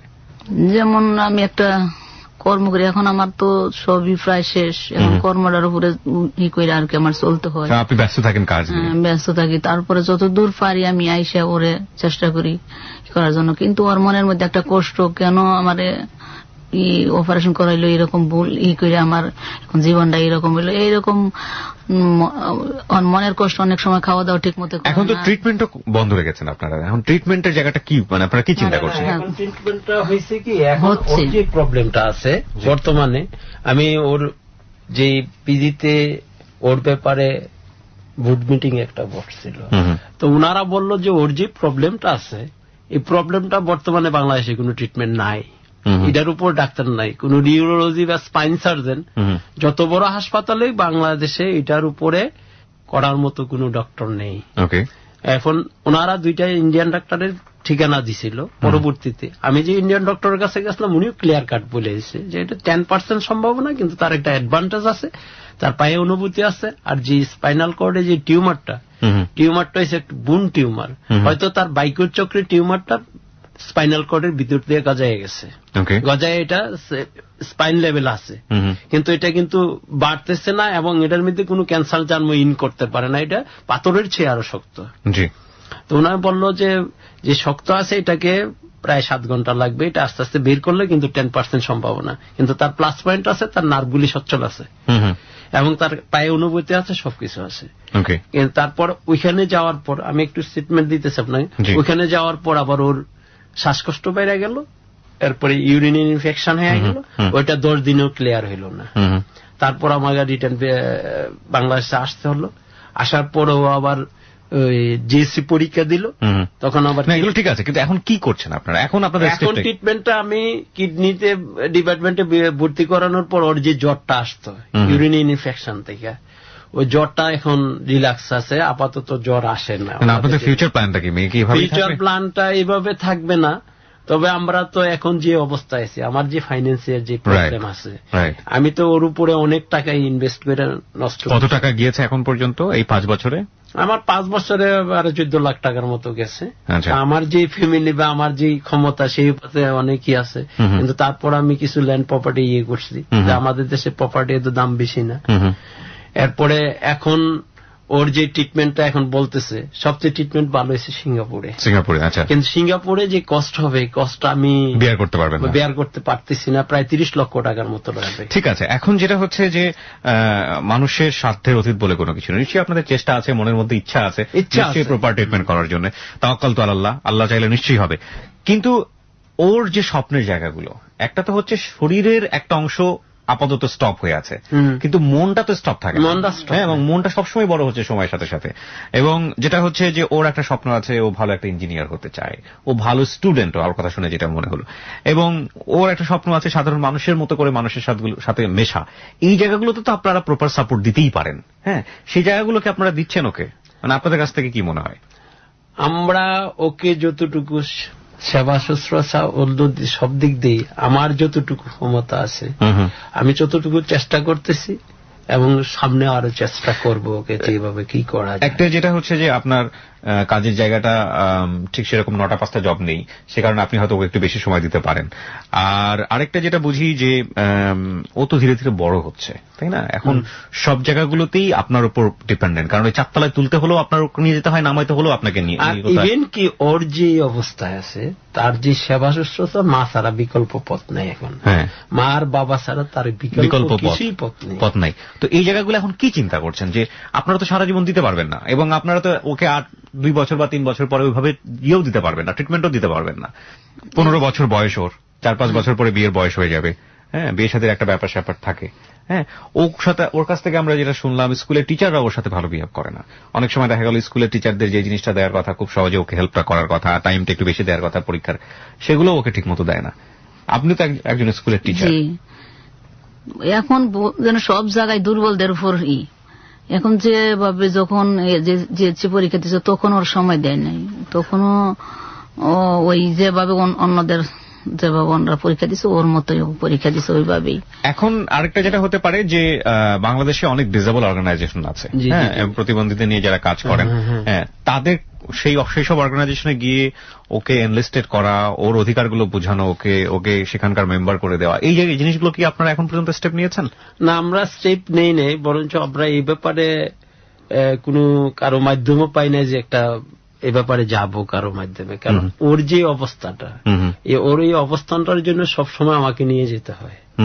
এবং ওইখানে তো ভর্তির যেমন একটা ওর এই ব্যাপারে ওরে যদি একটা হোস্টেল সিস্টেম থাকতো তাহলে আমরা দিয়ে দিতাম। আমার চিন্তা ভাবনা, দেখুন, যেটা নাই সেটা তো নাই বাংলাদেশে, কিন্তু যেটা আছে সেটার প্রপার ব্যবহার তো আমাদের করতে হবে।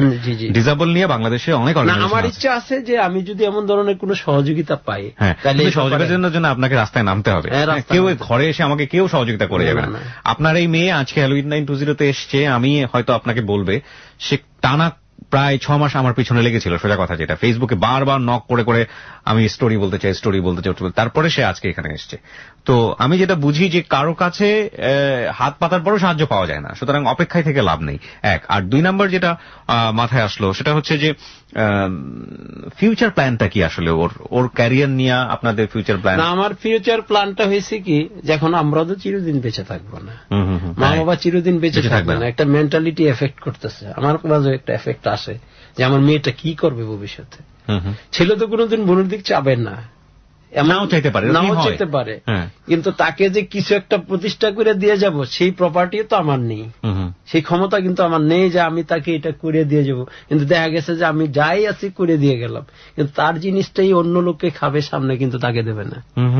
কিন্তু এর মধ্যে দিয়ে তাকে যে প্রতিষ্ঠিত করার জন্য, যেমন একটা অটিজমের আয়তায় আছে, কোন একটা যেমন একটা সিস্টেম আছে যে এখানে বাংলাদেশে সবসময় নিয়ে গেলে একটা জায়গা পাওয়া যায়, যে প্রতিষ্ঠিত হইতে পারে, এমন একটা সুযোগ সুবিধা পাইলে অবশ্য আমরা একটু কষ্ট করতাম, যেভাবে করতাম। আপনাদের কাছ থেকে মানে একদম অনেস্ট একটা ওপিনিয়ন চাই, সেটা হচ্ছে মানে সত্য কথাটাই বলবেন আশা করি। আপনারা কি নিজে থেকে কোনো ধরনের হীনমন্যতায় ভোগেন যে আপনাদের মেয়ে ডিসেবল, এটা নিয়ে মানুষে কি মনে করতেছে? আপনি বাবা, ওকে কোলে করে আজকে আমাদের অফিসে নিয়ে এসেছেন। আমি কিছুই মনে করি না, আমি নাথিং। আমি আল্লাহ তাআলা আমাকে দিছে, এটা আমার হয়তো আমার ভাগ্যে ছিল, আমি এটা কিছুই মনে করি না। That is the best thing of this story. আমরা এইটাই হচ্ছে আজকের লাইন, শেষ লাইন, যেটা আমরা বেস্ট পেয়েছি। বাকি সবকিছুই হতাশার।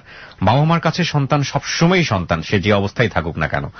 এবং এই ভালোবাসার জায়গাটা থেকে নিশ্চয়ই উপরওয়ালা আমাদের যে শারমিন, তার প্রতি সহায় হবেন। কিন্তু একটা জায়গা আজকে আমাদের নক করার মতো, সেটা হলো যে ভুল ট্রিটমেন্ট।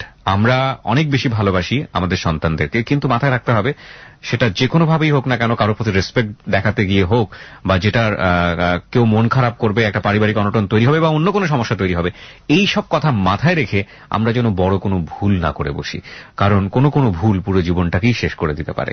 প্রিয় শ্রোতা, আমরা এন্ড অফ দ্য লাইনে আছি। আমাদের এই যে আজকের যে জীবনের গল্প, 15 বছরের কিশোরী শারমিনের জীবনের গল্প, সেই জীবনের গল্প যেন আমাদের এই চোখটাকে খুলে দেয় যে আমরা আমাদের সন্তানদের বা আমাদের যারা আত্মীয় স্বজন আছে তাদের প্রতি যে ধরনের প্রপার ট্রিটমেন্ট হওয়া উচিত সেই প্রপার ট্রিটমেন্টের রাস্তাতেই যেন আমরা হাঁটি।